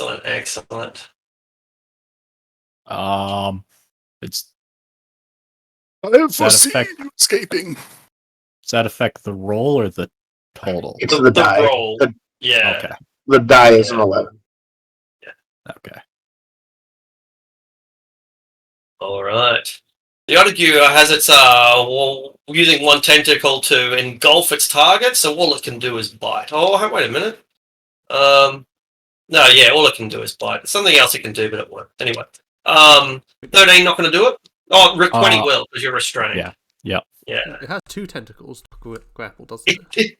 It did have 2 tentacles. One was blasted off by the double natural 20s from the firebolt. You get wrecked. What a Yeah. Utiku. I like a few critical injuries with when on double natural 20s.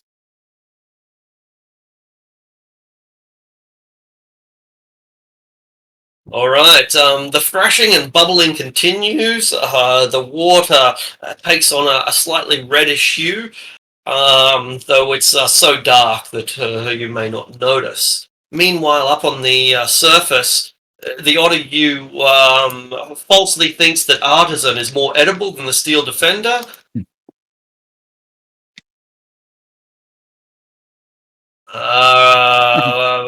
But No. And persist in attacking him, having not learned the error of its ways. But meanwhile, Eleanor, roll a d100. 20. Yeah. Jeez. All right. So Dalavash, you're back with the slaves. Is that correct? That is correct. All right, and is it Mara and Eleanor are running into the forest, but they haven't gotten very far. That's also correct. Yeah, I Mhm. think we're just like 60 feet away from Dalavash now. Like, we think it's only been a round or two since we started running. It's only been around. Brilliant. That's what I thought.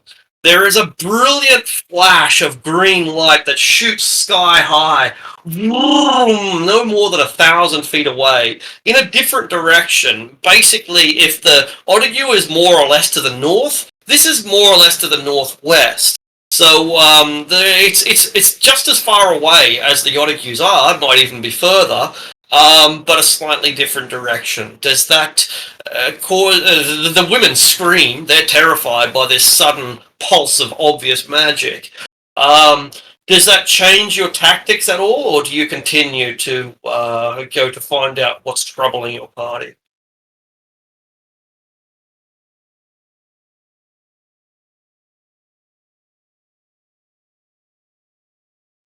Looking back at the panicking women, does it look like they're going to break and start scattering into the forest? Probably not, because this is the forest is so terrifying. But if one of them start running, they will probably all run Hmm.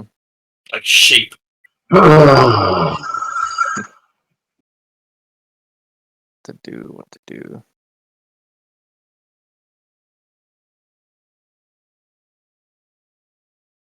I will. I guess I'll turn to Mara and say, "Do you think you can handle this?" Like motioning towards the party in the distance. I'll do what I can, but we need to make sure our words are okay. So you can go back. All right, I'll make sure that the Badine don't scatter into the forest and get themselves killed. Give her a pat on the shoulder and a nod, and then start heading back. All right, Dalavash, what about yourself? The women are looking at you, with a kind of horror. It's like being protected by someone you don't trust. What, me? Dalavash. They Oh, don't yeah. they don't like the guy who turned into a deer. Oh yeah. So I'll be back. Like I can dash back to them this round. Excellent. And what about you, Dalavash? I'm just going to position myself at the edge of the camp towards where the light came from, and just face that way, watching, just in case. I think Eleanor was going back and I was going forward. Was that it? That's think, my yeah. understanding. Yeah. All right. Either way, Delavash, either of us can dash back. perfect. You make it to the edge of the Stonehenge, Delavash, at the edge of the hill. The women almost migrate in the opposite direction, the other side of the Stonehenge. They're very reluctant to get too close to it. They probably haven't entered it at any stage. Its magical power freaks them out. And we return now to Aliun. I'll break out of the grapple using the 11 Yeah. plus 5. Yeah. And You're in then difficult terrain because unless you have a swim speed. not have a swim speed, and I don't really want to move away from it. No, probably not. That Alright. tentacle will just snap you straight back up again. So I'll just kind of float to the surface and catch my breath. Perfect. It is the worst breath you've ever taken, right? Like, have you ever inhaled somebody else's bad breath? Multiply that by 100. Yeah. You.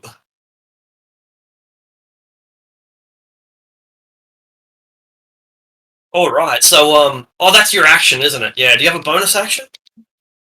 Not really. No problems. Flightless then. You're safe, flightless. Maybe it's time to abandon the party. Start a fight. Time to dip. Yeah. I'll take aim to counteract the disadvantage from the poisoned, and I'll take a shot at the one above water. All right. It's a much easier target. Much easier.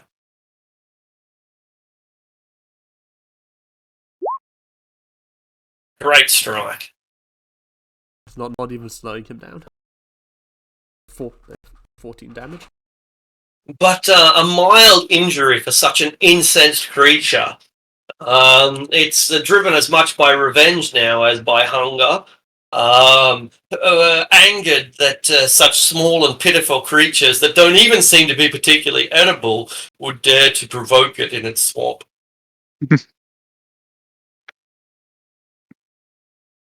Artisan. All right.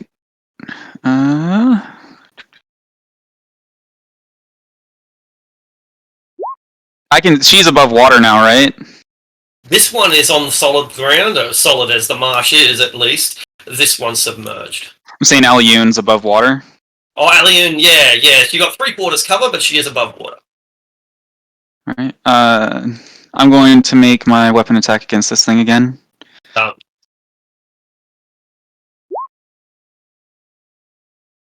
Did that hit?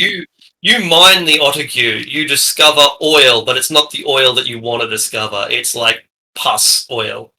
Wow, I rolled a 1. Okay. You did. Then I'm going to cast Sanctuary on Aliun just to make her harder to hit.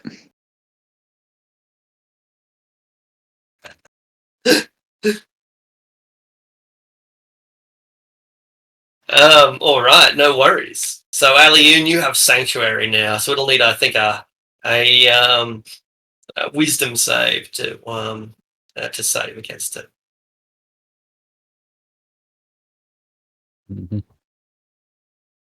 That was Artisan. Niam, you are within the water. You can't see. The Otague is probably surfacing now. So yeah, you get the Otague has 3/4 cover, as does Aliun, but you can see them both. Does it look like its tentacles can reach me from where it's at?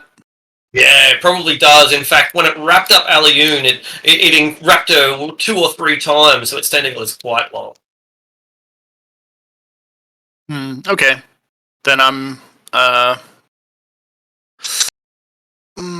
just gonna cast Magic Missile then, a level 2.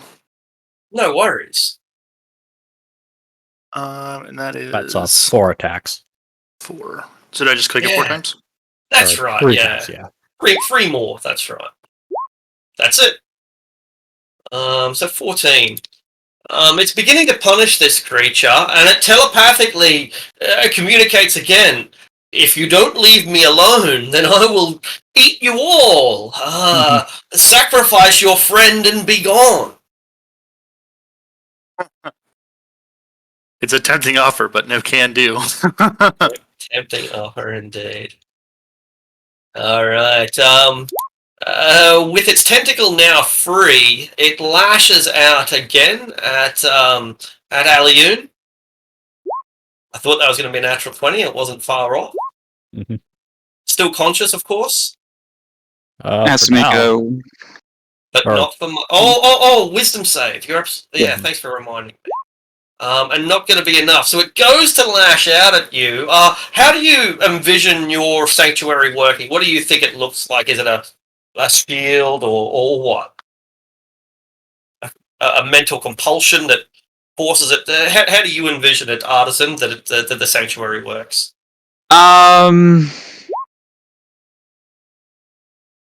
I'd say it's just dim red light. It must Yeah. choose a new target or lose the attacker spell. Mhm. Yeah. Oh, so it can, even after it fails, it can still choose a different target, can it? Yeah. Yes. Oh, It's just- okay, cool. It's not as powerful a spell as I thought. and It is it's only level 1. supposed to be one you declip before you roll for it, but yeah. I'll roll again. Yeah, I'll roll again to make it more fair. All And- right. So the tentacle. Yep. Oh, and it's per attack as well. Oh, each So- attack gets a separate roll, does it? Yeah. Okay. Well, it's only gonna. It uses its tentacle to. It wants to eat the same person it wraps up. So in this case, there's a 16 hit. Nemo. There's a 16 hit. Nia. It would. Except that I cast Oh. shield. He doesn't like that shield at all. And figuring that you must be invulnerable in some way, he's not a particularly smart creature, it then goes again to attack Aliun and this time devour her. This one will hit. So you obviously didn't suffer the previous, what was it, Yeah. 14 11 damage? Yeah. Right. Yeah, so you do take the 14. Yeah, I'm at 0 now. Alright, it stuffs her into its mouth, and it will digest her within a matter of moments. You know, like, death saves are all good and well, but when you're being chomped, you're being chomped. Still, you do get a death save since it is your turn. Okay. I suppose if you have inspiration, it might be a good idea to try for that 20. Nah. I thought. I already used I it. think you.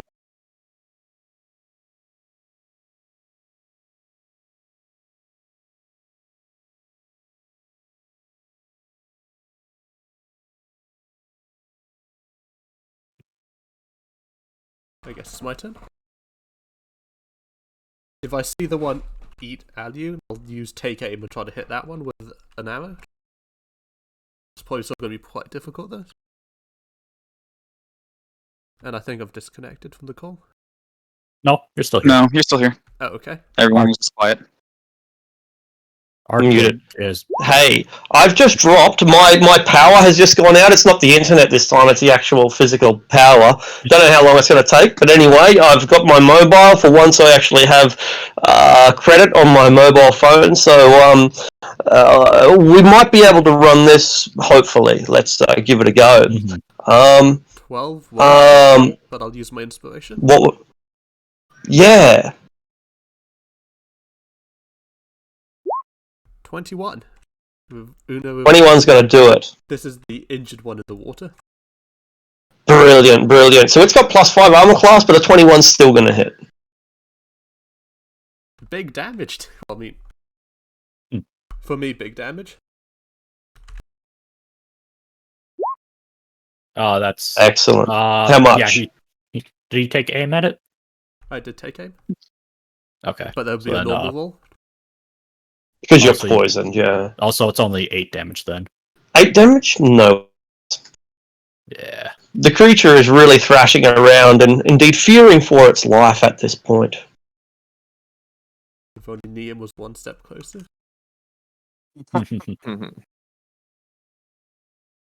Alright, so Artisan.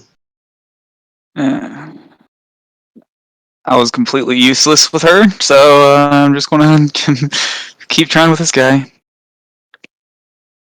Of course, that's not going to hit.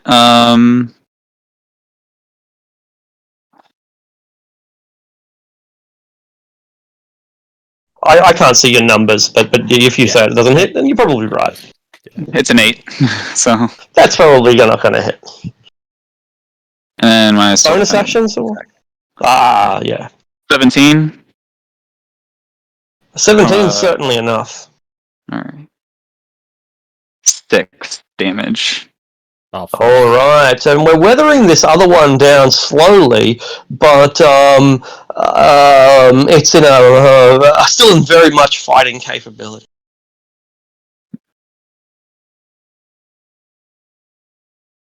All right, Niam. Yeah, I'm gonna call out that hey, we need to save Aliun. She's down in the monster's mouth. I'm gonna do what I can. Throw another magic missile out. Did it Or, jump underwater or no? It has. It's 3/4. Yeah, that's right. 3/4 submerged. Yeah. Yeah. If I can see it at all, there's no attack roll for magic missile. I think so. Exactly right. 11. 11, no worries. At this point, it's just about destroyed, and it's psychically pleading now to just leave me alone. I will return the meat to you after I'm finished with it. Because it's telepathic, that afterthought just sneaks in. I cannot tell a lie. You get like the mental image of like, what is it, like crossed tentacles behind its back? Yeah. Crossed tentacles. But it only has one tentacle left, and so the that's why it's so he just tied up his own tentacle. That's how. Precisely. Anyway, this may very well be Aliun's death, as it chomps down upon her, first lashing out at I'm going to call him Nemo again, at Niam. A 16 hit Niam? It would have not for shield again. Alright, it hates that spell. But the Sanctuary still persists, even though she's unconscious, I assume. Yes. 1 minute, so. Okay. Rolls a 16 on its wisdom check, so that'll be enough, I assume. Yep. And it bites down with a critical hit. Evidently, it rolled a 26 and a 7, a critical hit and a critical fumble, so 2 failed death saves immediately. That was a guaranteed crit anyway, so.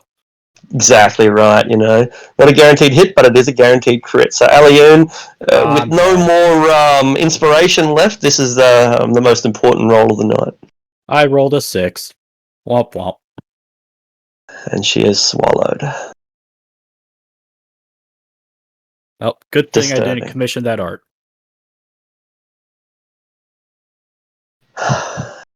A genuine tragedy. Mm-hmm. Flightless. You watch as the Otague disappears below the surface, but not before stuffing the drow in its mouth. How do you feel? Flightless? He's conflicted. Conflicted. Yes. It's like, I mean, it was a drow, but like, maybe this one was different. The night seems a little bit darker. I suppose it's just the only thing you can do now is help like the ones that are still alive, I guess. Yes, So it's to take aim, this one. And then he'll shoot it out. I'm pretty sure with the sneak attack, would that have made a difference? you can't get sneak attack on a when you have disadvantage. No, I'm saying, like if Liam was like that, because of what is it? I don't have disadvantage because of take aim. Oh, but you do. If you have any kind of disadvantage, and I think that gets rid of sneak attack, I think so. Even if it's I'm not sure. Even if it's Even if it's cancelled. That's my understanding. I'm not sure of that, but that's my understanding. I might be wrong. Because it could potentially make a difference, absolutely. My attack missed anyway. Once you have advantage or disadvantage, they can only cancel each other out. You can't get double advantage. No, but do you automatically lose sneak attack if there is any disadvantage imposed at all? Like that was Yes. what I thought. Yeah, you can't yeah, get it. okay, cool. Yeah, yeah. Oh, because even if it balances out with something else? Yep. Okay. Yeah, even if it balances out, yeah.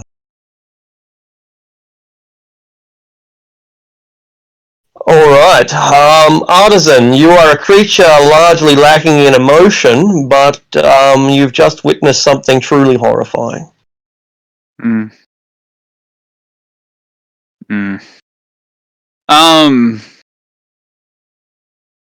What should I call it? Would Artisan be able to swim even if he's 320 pounds? Potentially, yeah, yeah. Like, the rules are pretty unclear, but yeah, you can. Okay.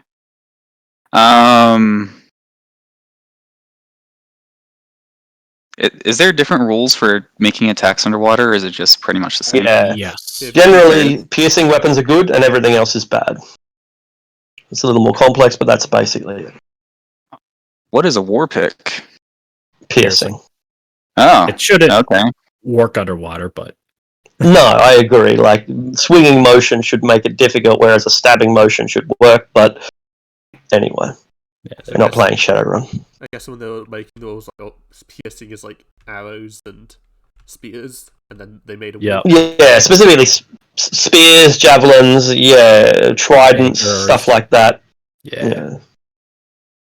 Do you want me to not do it then?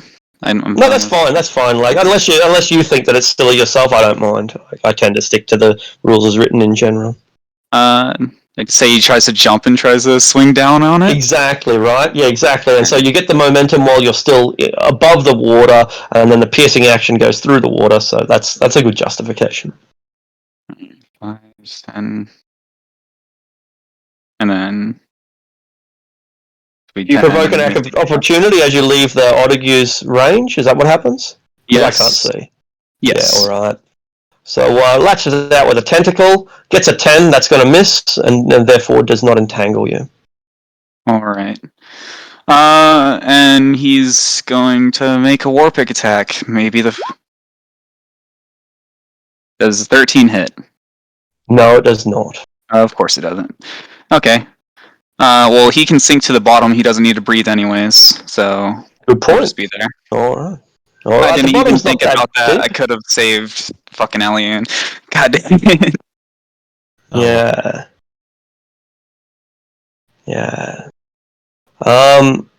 We don't have we're not 5th level, are we? So yeah, No. that's not possible. No. No. We'd have to recover the body. We would. Mm. Still Defender will just make its attack.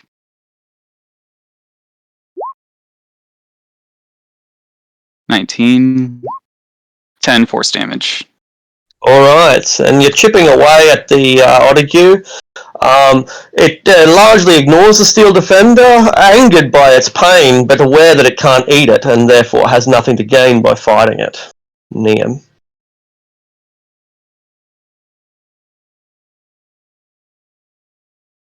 Damn. Okay. Well, I'm gonna blow my last magic missile on this guy. The heavily injured one in the water, or the other one? The one in the water. Yes. Yeah. Yeah. All right. And that's for 9. 9 will destroy it, and the mangled body of Aliun will briefly float to the surface before it begins to sink again.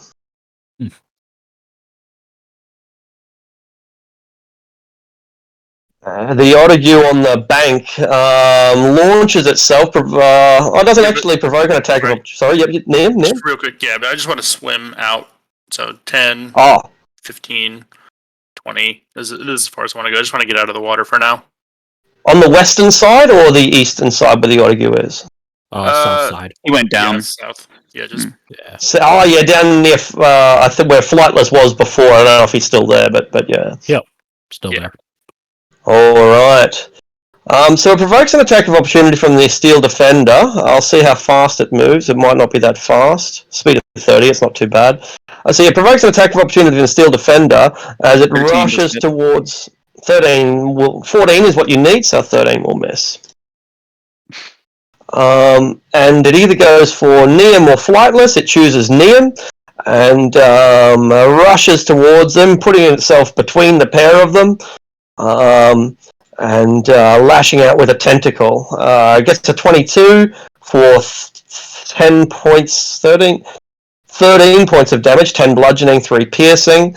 Restrains Neum and bites him as well for a 24 and another 11 piercing. So that's a total of 24. Yeah. Can it reach you? No, yeah, it can. But when it first hits me, I took the feat, the racial feat fade away. So as soon as it hits me, I'm going to go invisible. So it'll have disadvantage on its follow-up attacks. Alright, its next attack will be a 16, which I assume will hit without shield. Yes, yeah, it does still hit. Okay, cool. So yeah, 24 points of damage. You are grappled and need to make a con save.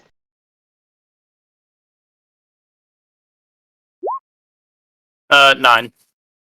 Okay, you are diseased. We'll briefly flash back to the rest of the party now.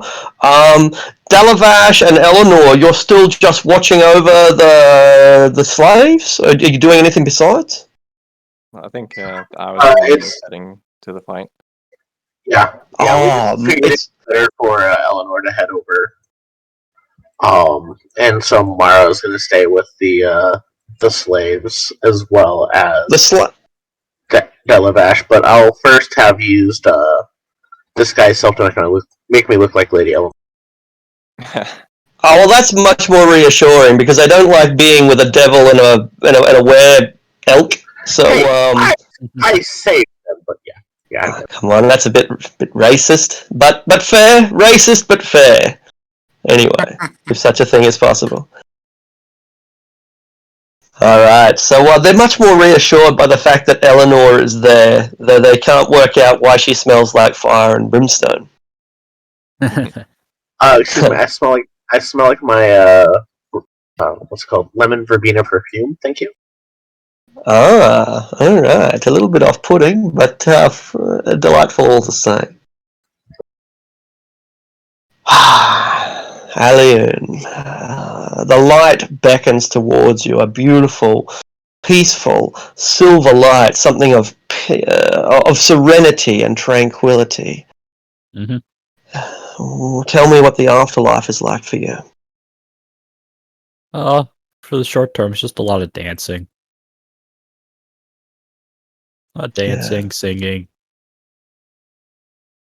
enjoying the true outdoor wilderness. All right. Elistre acknowledges the path that you trod, acknowledges the effort that you went to, and commends you for trying. Indeed, she is a god of trying. She knows that she faces a near insurmountable task, but she refuses to give up, just the same as you did. Within the afterlife,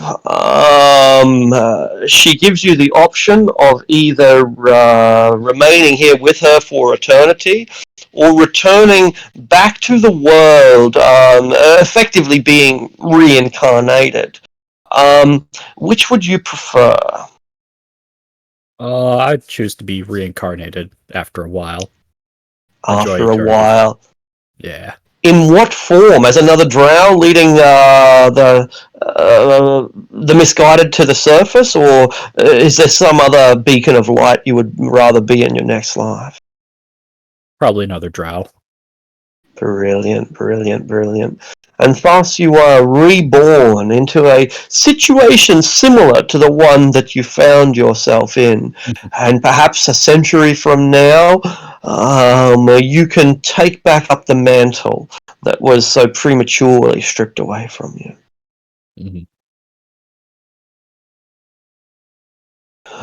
Flightless, your conflicted emotions are briefly interrupted by the emergency you find yourself in, with the Otague bearing down upon you and Neum.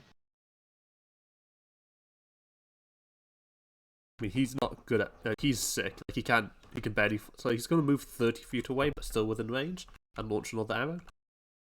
All right, you'll disengage as a bonus action and let loose. What'd you get? Still like doing stuff. There we go. 9. A mild injury perhaps, but another one to add to. Yep. Oh, a 9's a miss. Yeah. Right. So that doesn't deter the creature at all, and thus its relentless attack continues. Harder than the last I remember, you were in the water.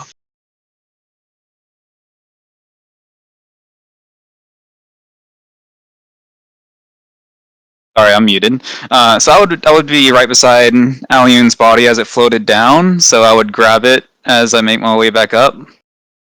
No worries. It seems to be glowing with a soft, supernatural light.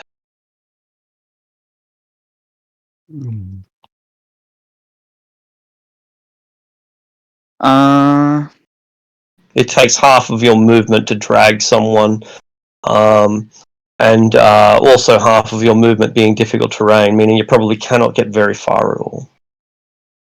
Okay, so that would be half of half. Half of 15 is 5. All right, so I can get back on the dry land. Yeah. And that's it. And that's it. You still have an action though. All right. I'm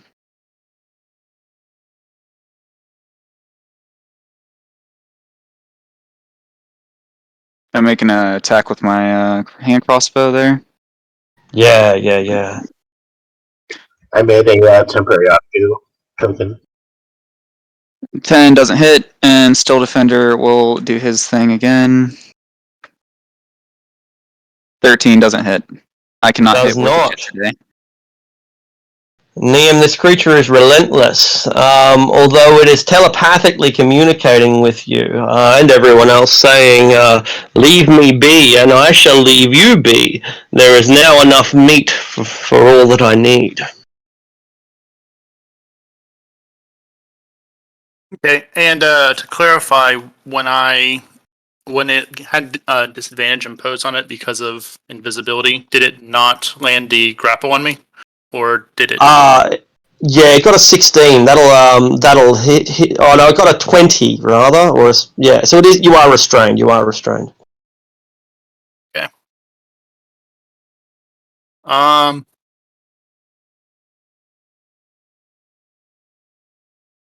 Yeah, I don't know if I really want to risk. Yeah, it's a gamble no matter what. Okay, well, I'll tell it. Go feast on your fallen kin and leave us to ours, and we'll attack you no more. All right. Do you hold like an action or anything like that for any particular trigger, or take?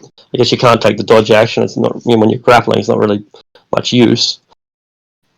You could, but Yeah, I guess I'll hold an attack if it tries to eat me. I'm gonna try and hit it with a shocking grasp, but yeah. That for now, I'm just gonna try and I'm gonna try and say whatever I can to not get stuff down its gullet and hold my action. All right. It doesn't let go of Niam, but it does back away. I guess from I don't know if the Steel Defender is there, and I'm not sure if Flightless is or not. So it doesn't let go of Niam, but it does back away towards the water. How far towards the water? It has actually kind of a straight path between Niam and the steel. Yeah. It can go directly into the water if it wants. That's its. But it intends to carry Niam with it while it does. Okay. Alright, so I'll move it 15. 5, 15. It actually does get into the water. All right. And I'm assuming Niam goes with it? That's right, and it begins to sink beneath the surface.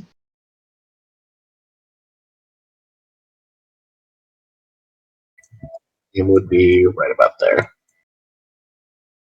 Do you take any action, Neem, in response to this? No, I feel like if I attack it at this point, it's going to immediately chomp me. So I'm kind of just gonna trust in the party to maybe try and help me out here. But no, if it doesn't bite me, then I'm not going to, I'm not going to roll the dice on getting eaten. Absolutely. Alioun Flightless. With disadvantage I mean, and yeah. no sneak attack, there's no way I can kill this thing. I suppose he'll move closer.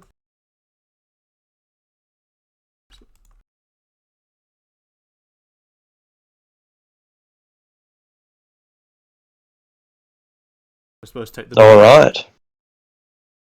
No worries. Artisan. How many more rounds till I make it, do you think? I think it's about 5, but I'm not sure of that. No, that might be 3. I'm not sure either. I kind of lost count. I think it's somewhere around 3. Yeah, we'll call it 3 then. I'm going to stand, I guess, in front of it, or right where it is against the bank, and if it moves away, both myself. Oh, my still defender can't. Yeah, they can't hold actions, yeah. Can he help me do attacks? Yes. If he's got the help action, then yeah, he can. Okay, so I'm going to hold my action, and he's going to help that action. Alright. Alright, you hold your action and he will help it. Okay, cool. Neem, it looks like it's going to drag you beneath the surface. Okay. I guess I'll interpret that as an attack, and let out with my shocking grasp. Alright. 18, That'll do. and it only does 1, but he can't take any reactions. Alright. It does release you at that point, or it's its turn next, so it drops you in the water, takes the disengage action, and slips away beneath the surface of the water. You see the frenzied motion as it begins to devour the meat that can be found beneath the surface.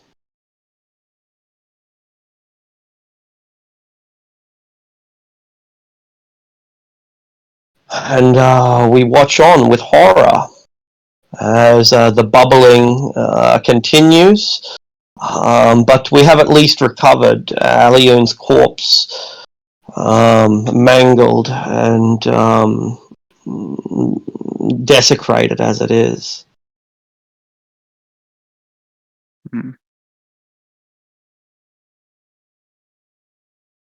What do we do?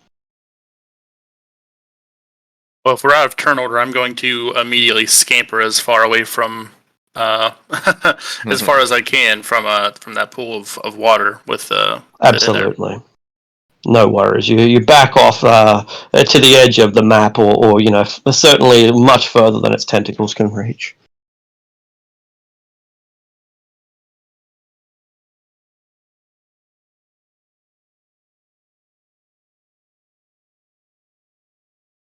By then, it's about that time that Eleanor probably arrives, or at least within 20 or 30 seconds later, Eleanor arrives to see the scene of horror as the kindest hearted dark elf in the Dales lies in a horrific state.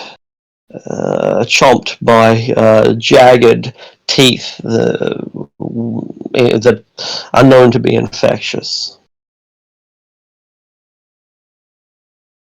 What happened here?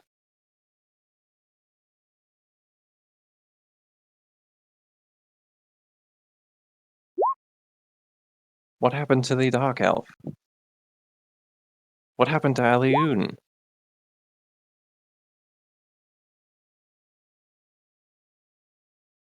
I'm looking around for any kind of creature that could have done this.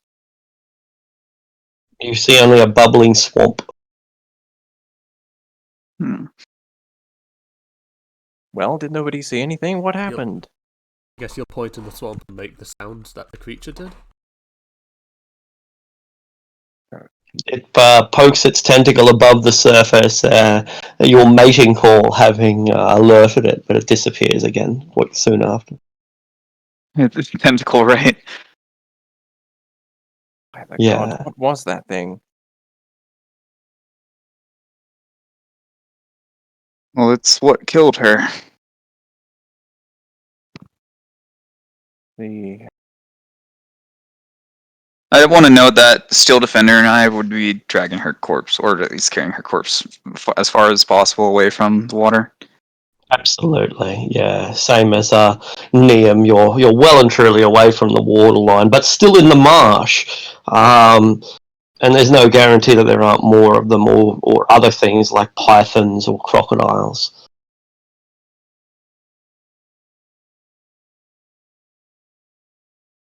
Well, I can see that several of you are also hurt and injured. As much as I'd like to avenge Alion's death, I wouldn't be risking any more lives.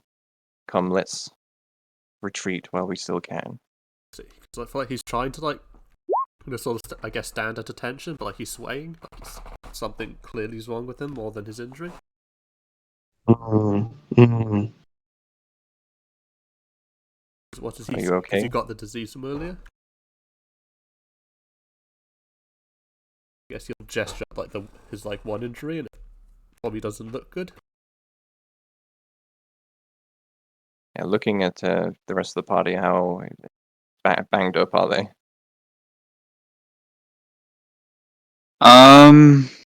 Everyone but me was hurt. Well, everyone but me was. Well, Alien was killed.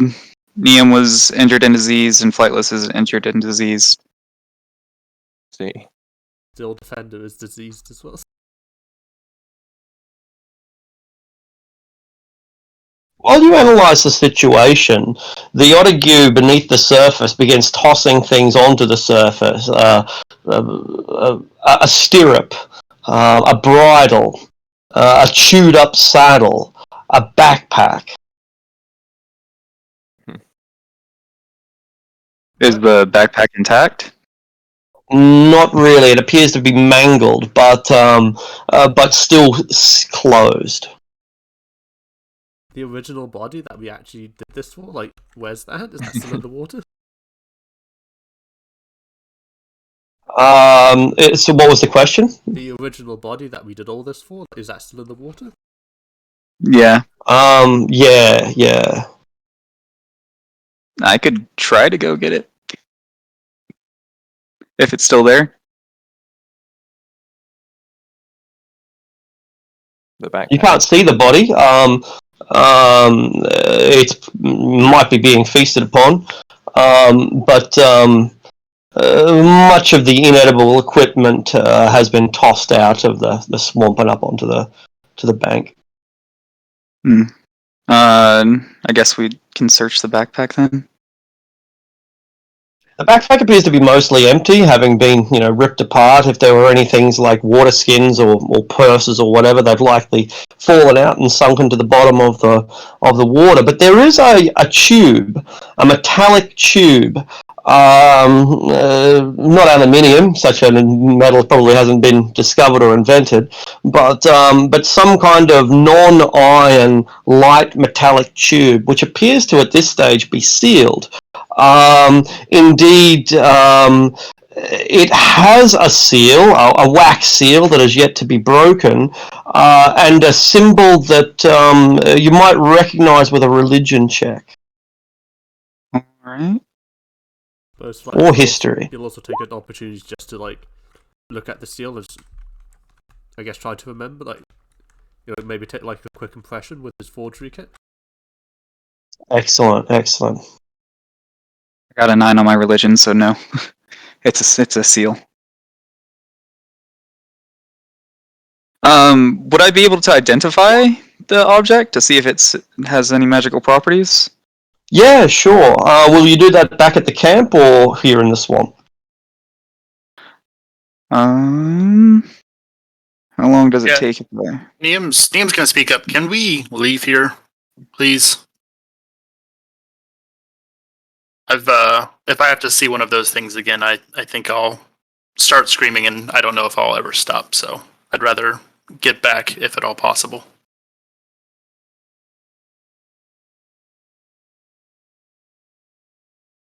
Yeah.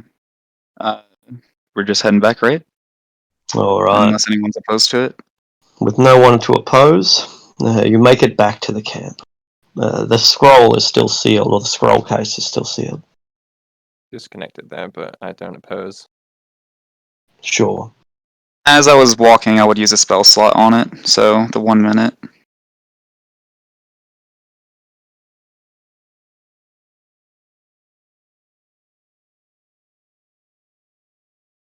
All right. It is non-magical. Okay. Suppose before you open it, can I examine it for traps? Because some of these things have like little needles that like poke out if you try to like twist it open. Absolutely. Investigation. That's the You way. can slap Investigation. guidance yeah. on it. Perfect. Guidance will work just fine. Oh well, I can search it with my tools. Yeah, you do it. Oh, tinkers or thieves' tools. Thieves' tools. Yeah. How'd you go? 11. You don't see any obvious mechanisms, magical or otherwise. No springs, no triggers, nothing like that. But you can be certain that cracking the lid will break the seal. It is wax, after all.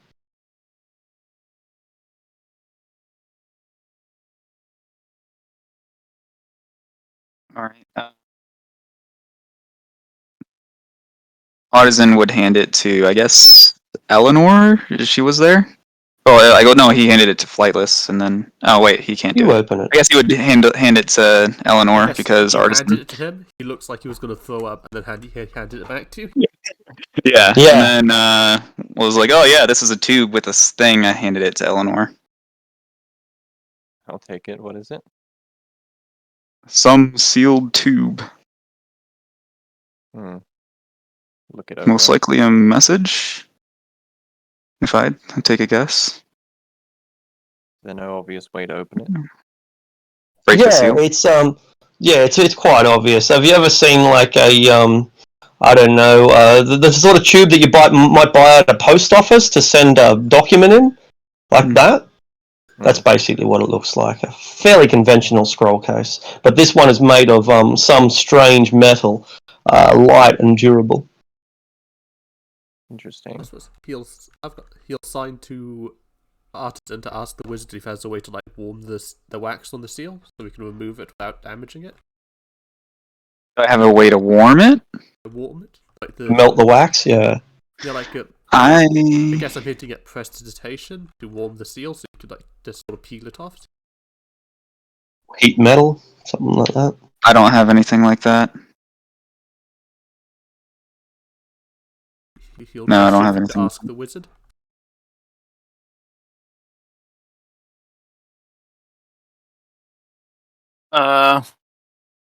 Yeah, Niam's not really paying any attention. He's still pretty hurt and really just wants to lay down and rest. But when you ask about fire, like I ask if a firebolt is what you're looking for. Well, shoot me with a firebolt. I could absorb elements and then tap it with my hammer. I got a more simple and sensible idea. I'll just strike up a torch and hold the torch up to the wax. Sure, that should Niam's work. gonna nod at that, and then he's gonna go lay down. No worries. And Liam, while you lay down, the Badine women in the language that you don't understand, seem to offer to comfort you, to tend to your wounds, and they seem to be quite concerned. And in fact, this is the first time they've shown any concern to the Dark Elf. And some of them are weeping. Most of them are simply shocked. But there isn't a woman here who isn't compassionately touched by the horrid state of Alion's body. Yeah, Nice. he'll probably accept their help and just kind of just stay quiet for the rest of the night. Sure. Yeah, I'd want to take the time to Clean dig a up the grave body. for her and bury what little remains, little remains of her. And if Well, the we're still here at the Stonehenge, aren't we? So I guess you can bury it with the ranger. and Oh, I Ethel, wasn't. if there's the I holy wasn't here. symbol, he will take that too. Yeah. I suppose, I did wasn't Advil here have for a the- holy symbol? Yeah, she would have. So he takes that. Mm. And Eleanor, you were saying something? Yeah, just I wasn't here for the first half of the session, hour, so I'm not aware of this ranger. But Oh, right. We came across an elk, a giant elk with a saddle, and he had he was near a corpse on a Stonehenge, and the Stonehenge is filled with healing herbs and stuff. We spoke to the elk, and it seemed to be amiable to us burying the ranger's body, which we have since done. well, if it's good enough for him, it's good enough for her. All right. Does it take offense to, or does it seem to take offense to trying to bury her there too? It does not, no. It seems concerned. Not as concerned as the women are, or as other humans are, much more accepting of the cycle of life and death, but concerned all the same.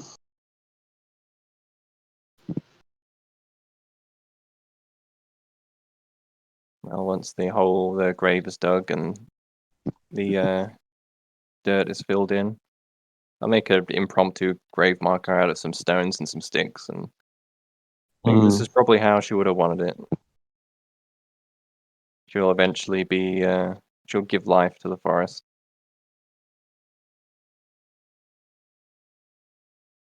She will. Any spells cast as part of the burial ritual? I'd love to do ceremony, but ceremony has a material cost, I think. Yeah, 25 gold worth of powdered silver, which I don't have, sadly. We probably have. Do we have silver pieces? We could grind them up. Otherwise, yeah, I guess it's not possible.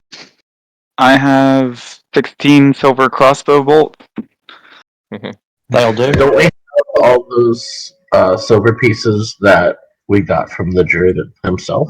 Oh yeah, that too. Well, if we have the means to grind them up, then I'll happily cast the ceremony spell. Assuming we do have the means, the Bedine women are masters of mortars and pestles. It's something that they learn from when they're 5 years old. Assuming we do grind these silver pieces up and cast the spell, you discover that the Stonehenge channels your power and preserves it. Indeed, it taps directly into the weave, which is the name that for the field of magic that surrounds the world of Faerun. The effect being that it does not cost you your spell slot to cast the spell. The power comes from the weave rather than from your own reserves. Oh, that's, I guess it's a little thing I noticed after the rite is complete, that I don't feel any drain of any loss of stamina. Precisely. And with that, I've done all I can, Frowley.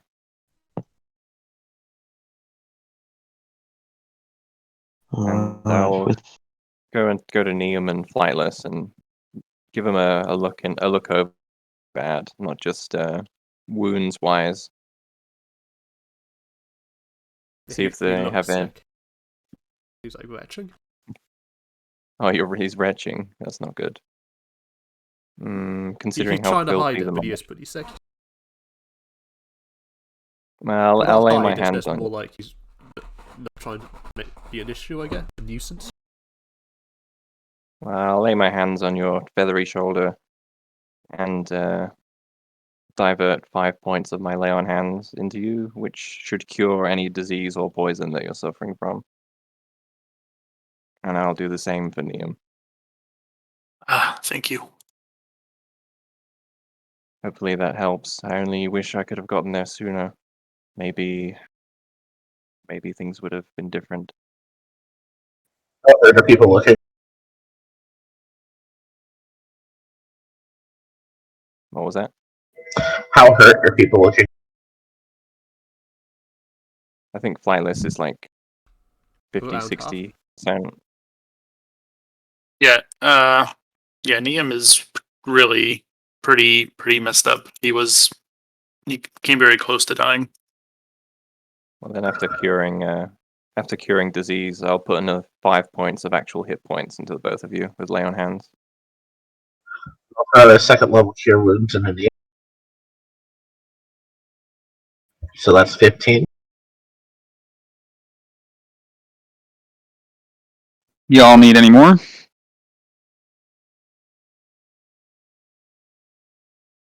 I did healing as well. So who's this healing going to?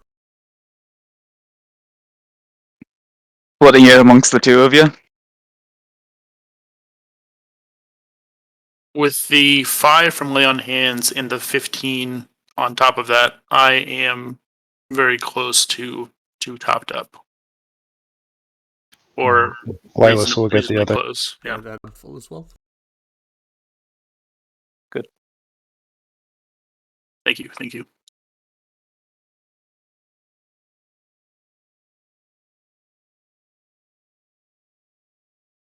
The grim and somber rites at last complete. We can finally turn our attention to the scroll. You use the torch to melt the wax?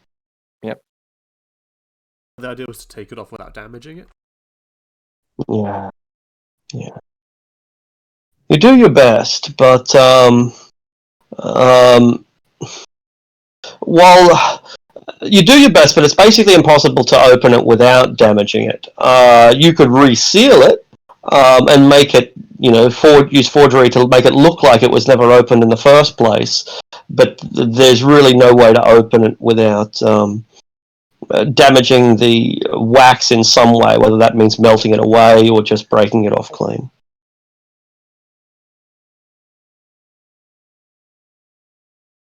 Yeah, So I be think it, with prestidigitation it might have been possible, but at this point I think we should just break it. So I think I've already got the impression from with my forgery kits. I could try to forge it again if we need to. Possibly. And just keep the wax cap, and we have wax. Just reseal it.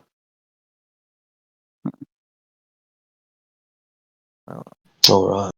Once the wax is no longer a barrier, I'll open it up and see what we've got. You pop it up, and while obviously a poor substitute for what we have lost, there is some very minor consolation in knowing that you are not completely empty-handed. There are 2 documents within this scroll case. One of them appears to be a map. Indeed, it's named the Map of Tethiamar. It calls it the upper level of Tethiamar, and it details what must have once been a dwarven mine or a dwarven stronghold of some sort. It's pretty big. The layout of the map, that is, detailing well in excess of 20 different rooms that are surrounding a central corridor. Naturally, I can't show it to you, but I will if I get the chance. And the other one is called The Omen of the Eagle and Owl. And I don't like reading these things out, but naturally I'm going to have to. And thus it reads as thus. The Omen of the Eagle and Owl. Behold the year of rogue dragons, the Red Lord is reborn. Beware the fallen stone houses, for his creations lair within. Behold the year of rogue dragons, the Red Lord's will be done. Beware of they born unto dragons, for they enforce his will. Behold the year of rogue dragons, fly low and beware. For when winter passes and returns, the skies shall know peace again.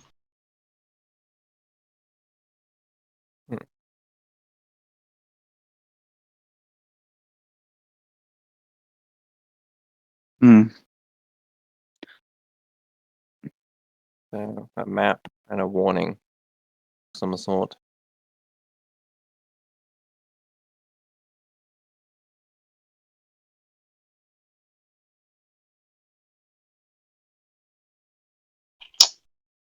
Not sure what to Hmm. make of it. Well, if it's a map of the upper levels of Tethiamar, we know that the Zentarum had cleared out the upper levels, but couldn't get through that door to the main part of it. Indeed, and on that, just to interrupt, the map has a label on it that lists it as being a Zentarum creation. This map is not like an original Dwarven map, but rather a map that the Zentarum have made of the Dwarven ruins themselves. Did we just lose Aliun in trying to slightly save a Zentarum, dude? That's what it Yes. sounds like. Fucking A. Or trying I to also save try the to- Zentarum dude's corpse as well. Yeah. Oh, good riddance. Can I, for shits and giggles, identify what metal the tube is? Mithril.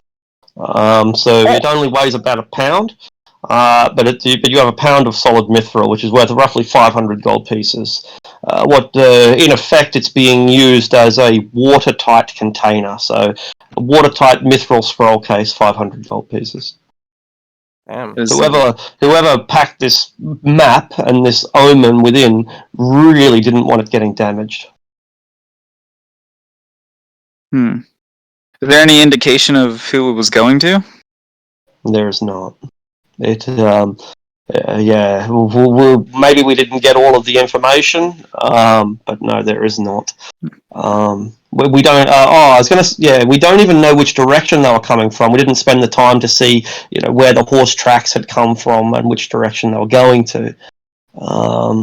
So even that will be a matter of speculation. I'd speculate that if he has a map to it, then he's probably from the Sandfort to Tethiamar area. My question is, why wouldn't they use the road then? That's a good question.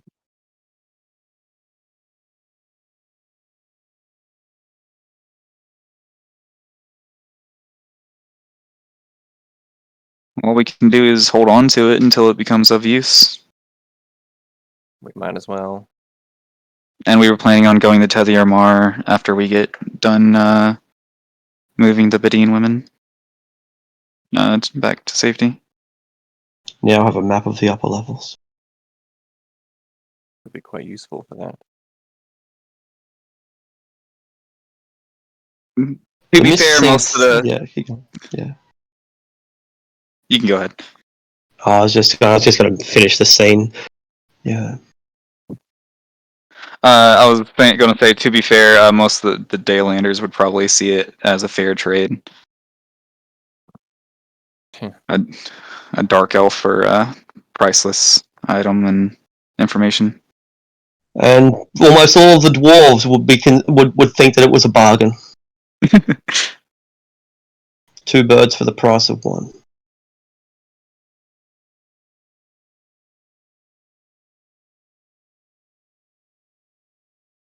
The mist grows particularly thick that night, the rain particularly heavy.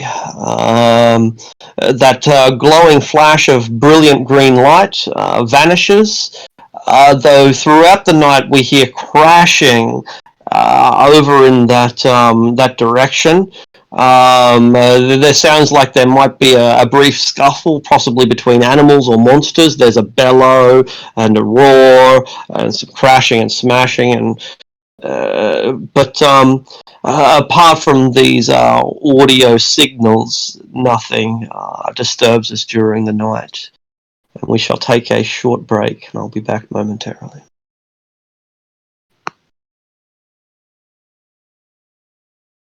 I'm so stumped. I'm As to so what you peeved at myself. Don't be mad. It's fine. What was it that you could have done to save him? So the whole reason I wasn't going into the wasn't trying to help was because I'm focusing on not being range capable. I'm trying to be strictly frontline because our party needs a strictly frontline kind of person, I guess. And I didn't compute that even if I sank in the water, I would have been perfectly fine. So I could have been actively trying to save Alyun, but I thought that I couldn't do anything to help. If that makes sense. Meh. There's no guarantee of survival even if he did. Like, Yeah. I think this rolling Well, decently good. if he had been hit one more time before that final thing, he would have been dead. And I suppose like if we're playing Optim, the Arctic will just use all 3 attacks on Alien and just killed her immediately. Mm-hmm. In addition to like, if you hadn't been there distracting the other one, it would have gone after somebody else, and they could have probably died. Like, there's a lot of what if, what if, what if, what if. Don't beat yourself up over it, man. I'm just gonna say Alyun survived a lot longer than I thought she would. This is my 4th time playing Warlock, and none of them made it past level 2 before. Yeah, I know. I love that site. Cursed, I guess, playing Warlock. Yup. First continued. Well, I'm disappointed as well because like I think it was really cool, like the coming to like forgive like Drow like arc we had going. Yeah. Oh well. I guess this is the conclusion of that arc. Feeling Yeah. bad seeing her die. I mean, to be honest, like, that it literally can't be a trick anymore. She literally died protecting the party. Yeah. I think No, it's still a trick. They're back, cunning, I swear. What a Like, cunning he's ruse! paranoid, So he's you're not fucking insane. eating like that. so. Like, I guess yeah, Sal's added to like the little list of like things that he trusts. Mm-hmm.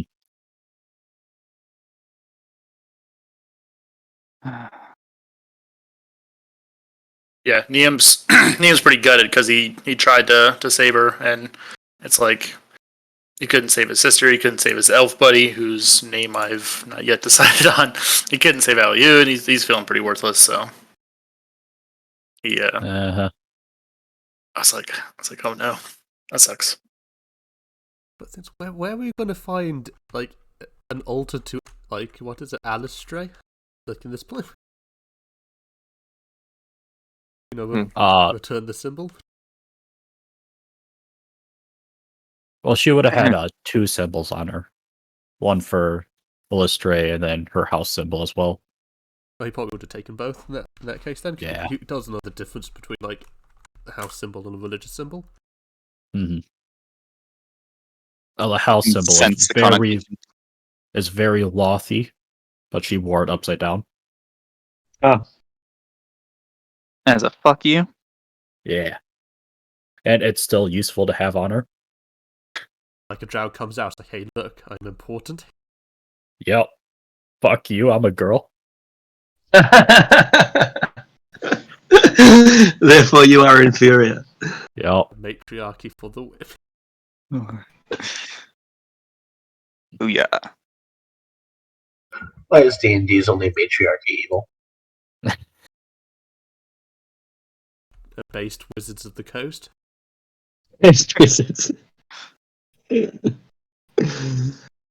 Virgin wizards. Mm-hmm. Go hand in hand. Nice.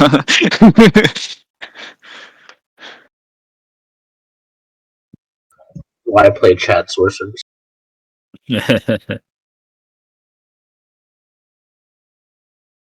We have an hour left, right? Yeah. Okay. All of my devices have a different time on it right now, so should probably fix that. Mhm. How's your power arc? Yeah, not existent. And so I am sweating. My God. Oh, It's tropical can't summer imagine. here. Not great. What, like 30 degrees Celsius, like 95% humidity?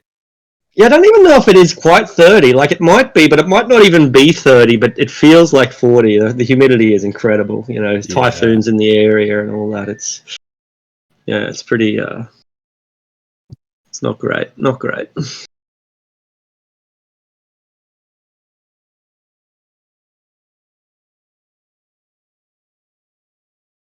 And speaking of temperatures, of course, when I think I told some people, but when my car caught, well, not my car, but the brush and stuff had caught on fire while I was in it. I forgot where I was going with that. Never mind. Not really sure, right? It was something based on the topic, but I don't. Oh, it was 113 degrees in Oregon, and I was baffled. Yeah, I was outside for 2 hours, and like, Oregon's like Pacific Northwest, so it's supposed to be cold pretty much year round, or cool, but it was 120 there, but it was 73 degrees in Portland. Sounds about right. There's a place in Siberia. It records it's got the lowest Siberian temperature and also now the hottest. And this is Celsius, but I can do a kind of translation Fahrenheit. It's got down to negative 67 Celsius, which is, I don't know, probably like negative 80 Fahrenheit, I'd guess. No, it's negative 88.6. Yeah. There you go, not too bad. Yeah. And it got to 38 degrees Celsius, which, as I understand, is pretty much 100 degrees Fahrenheit. So 100.4. 100 degrees, 100 in Siberia, pretty nasty. The crazy thing is that's fairly similar to the weather where I'm from. Doesn't get quite as cold, but still gets like negative 50 once a year. Really? Yeah. Fuck. Or every year. I've been in negative 21 because I've been in deep freezers, but negative 50? So you take your tea outside, it immediately freezes? Yeah. No, you have to throw it in the air, but yeah. Yeah. Then we could boil eggs on the sidewalk in the summer. Really? Yeah. That's slow, but you can cook them. Oh my God. And we go from 5% humidity in the winter to 95% of the summer. Where are you? Minnesota.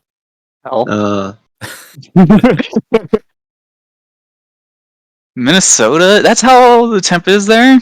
Yeah, it's weird. We've had. I didn't think it'd ever get that hot. We had a blizzard, a tornado, a thunderstorm, and a hailstorm all in 1 week. Jeez. God damn it. Well, I haven't had that extreme changes in weather. I lived in northern Arkansas, and that's Tornado Alley, 6 feet of snow every winter. The whole shebang. If that doesn't decide you need to move, I don't know what is.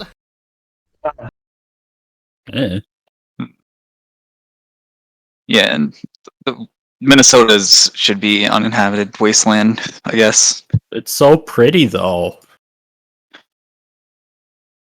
I think I'd like it. Oh, it's awesome. Mm. You just always complain about the weather. Yeah. Yeah, it gives you something to talk about, right? Yeah. Does he do? All right. So, the next morning comes. It's a bleak, cold, damp morning. The rain seems to fall all night and continues into the morning. The elk is still there. Once again, grazes on the herbage that can be found here, the various healing herbs that may have been planted long ago, but now grow wild. The elk is at a loss for what to do. And when we pack up our camp, presuming we don't talk to it, since unless we shape shift, we probably can't, it begins to follow us.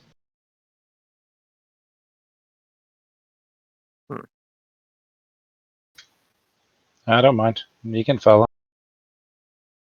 And so it does. Was that a short rest? How long? Long rest?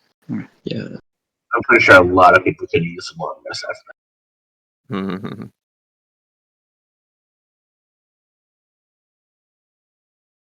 Liam, a D100, please.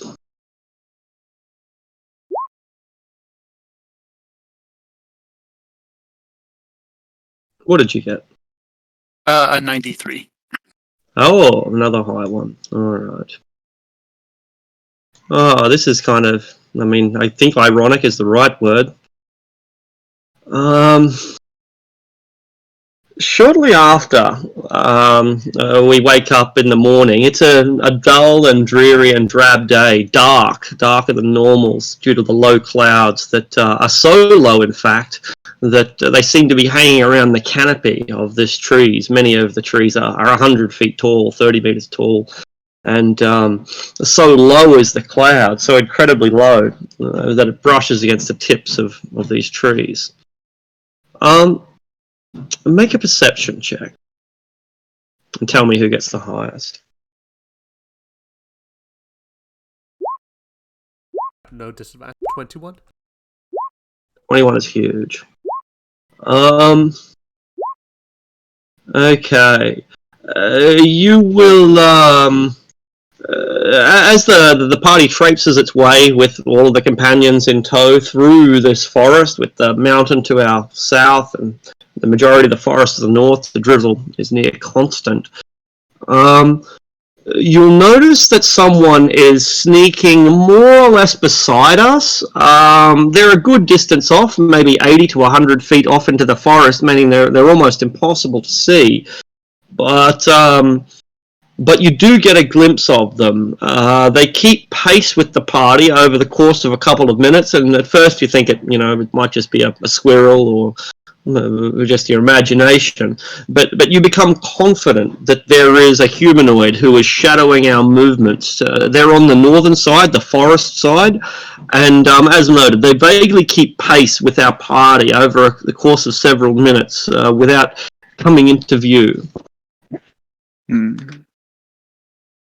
Suppose he'll walk alongside Artisan and go to reach into his cloak to hand something to him, but he'll do the symbols for we're being followed and the general direction of where the guy is. Does Artisan speak Drow sign language? Yes, that was our joint there thing you that we go. did. All right. He'll also add don't. The obvious don't look when he hands the message over. Would the Still Defender also have seen it with a 20? Or no? Yeah, 20 is pretty good. Absolutely. Okay. I guess Still Defender can tell me where he is specifically. Yeah. If we stop, it stops as well, and if we don't, it moves.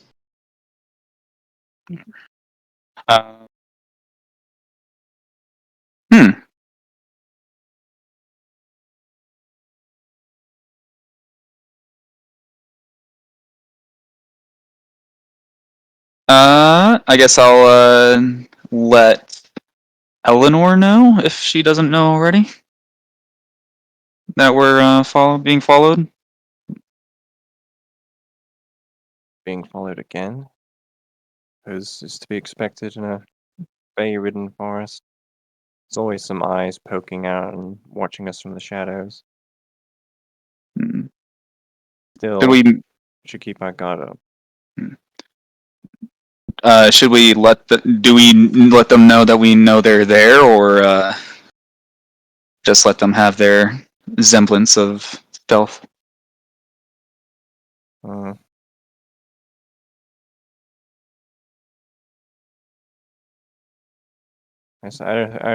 don't suppose we have anything to gain by letting them know that we know that they're there. Okay.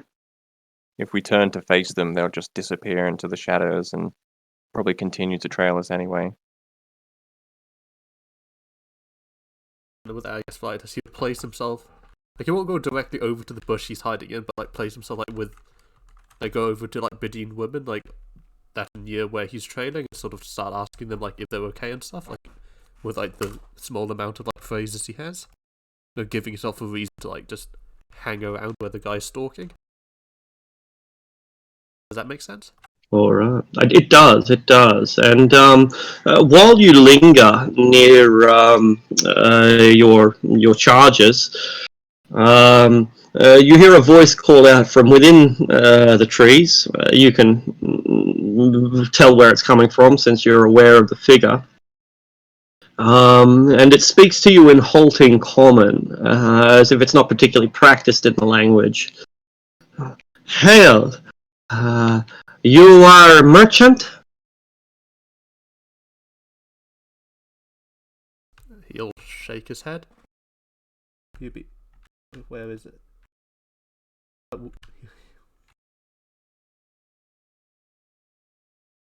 It hasn't revealed itself yet. It's still calling out from, but you know where it is due to your high perception. I suppose since he's talking, I'll just turn and like look him directly in the eyes. Like, you mind introducing yourselves? In Eleanor's voice. I am from deep down. I have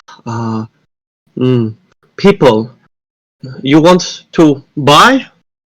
Is it a drow? It is. He runs off. Like, peers into the darkness, sees a drow. Like, nope, he's done. He runs off. That's not an LEU. Not a Genku. No, he'll point into the like bush and just say like hostile. Hostile. Well, I mean, it probably like you could probably tell it isn't, but that's what he tells. I gotta take a look.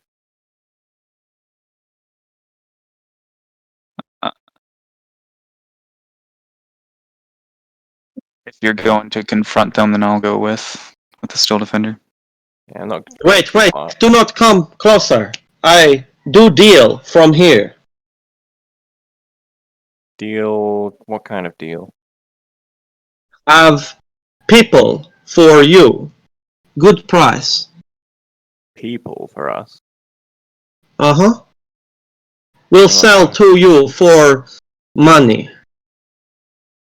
I'm not sure I understand. You're intending to sell us slaves?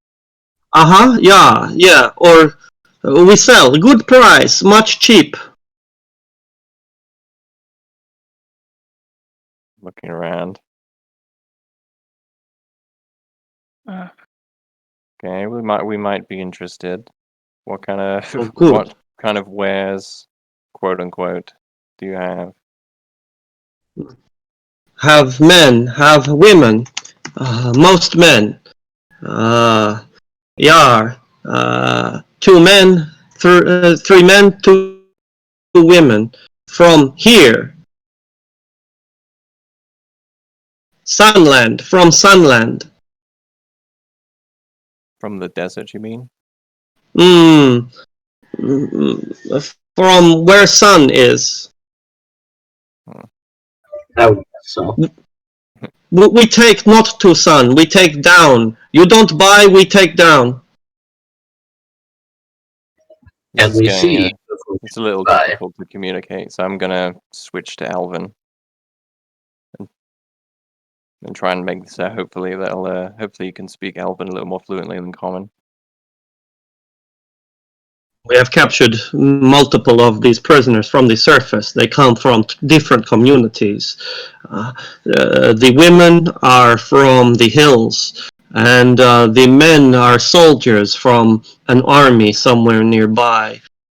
It is cumbersome and burdensome for us to take them all the way into the Underdark, and if we can do a trade with you now, it will be better for us, and I think better for them. Where are these slaves now? They are safe nearby, being watched by my companions. My companions are thinking that this is not such a good idea, but I am taking the risk. After all, I see you have been collecting them anyway. Maybe you want more to your collection. All right, name your price for all of them. We have 5, I think, 250 pieces of gold. Hmm. Looking around at the rest of the party, like I don't like the idea of giving a slaver money, but at the same time, I can't just abandon them. Who says we have to pay? Well, trust me, there's nothing I'd like more than to gut this cowardly elf right here. But if we kill him, then there's a good chance that the dark elves could just slay the slaves out of retaliation. Could I drow sign language to him? Asking him if he expects us to make a purchase without first viewing the stock. We know not if they're diseased or ill. You speak the secret language, he signs back. Impressive.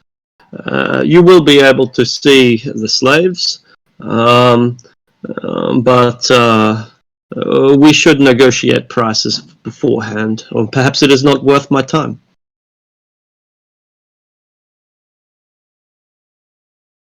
I'll pass that on to them, other members of the party.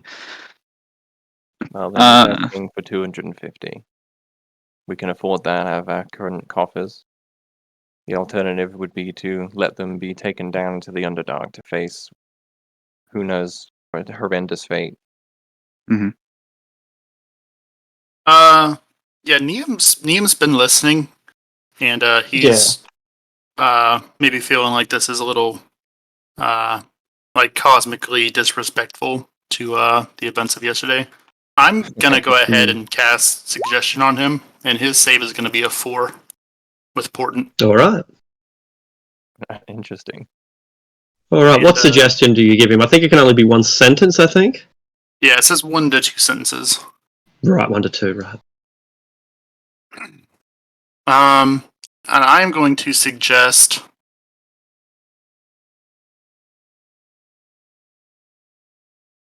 take us to where the slaves are kept without letting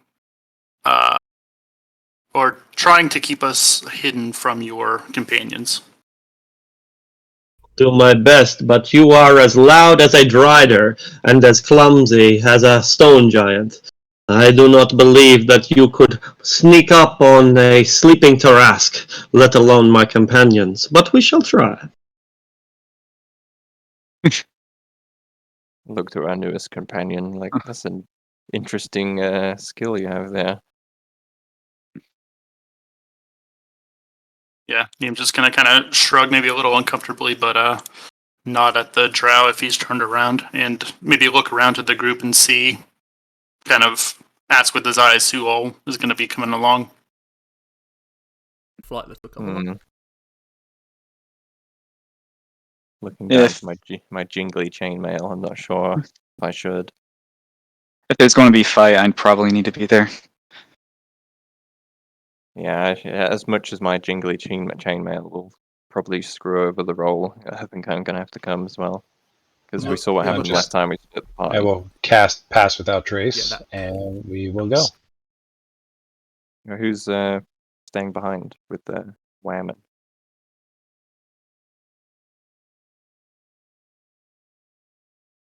I'm not coming this time. Yeah. Let me look at suggestion. Do I need to stay within range in order for? I don't think. No, I just need to. Yeah, I just need to hold concentration for 8 hours. So that's right. Yeah, I'll prevent stay him here. from suffering injuries. Yeah. Yeah, I'll stay here and advise that. Although I've not made any suggestions that he not defend his allies, unfortunately. So, yeah, I'll just say I'll stay here so that nothing surprises me, and I'm able to focus on keeping this suggestion, and I'll do my best to protect here, and I'll entrust with you guys the task of freeing these 5 that they've taken. Alrighty, let's do it. All right. Is He Mara leads you. going with? Yep. I was asking about Mara. I don't think they said Good anything. question. Someone needs to stay back with the with our group, so I think Mara's gonna do that. If we want an equal turn thing for that, I can stay back. If No, I can. I can do it. I actually have someone talking to me. I need to get going tonight. No worries, man. I guess you're coming with. Not a problem at all.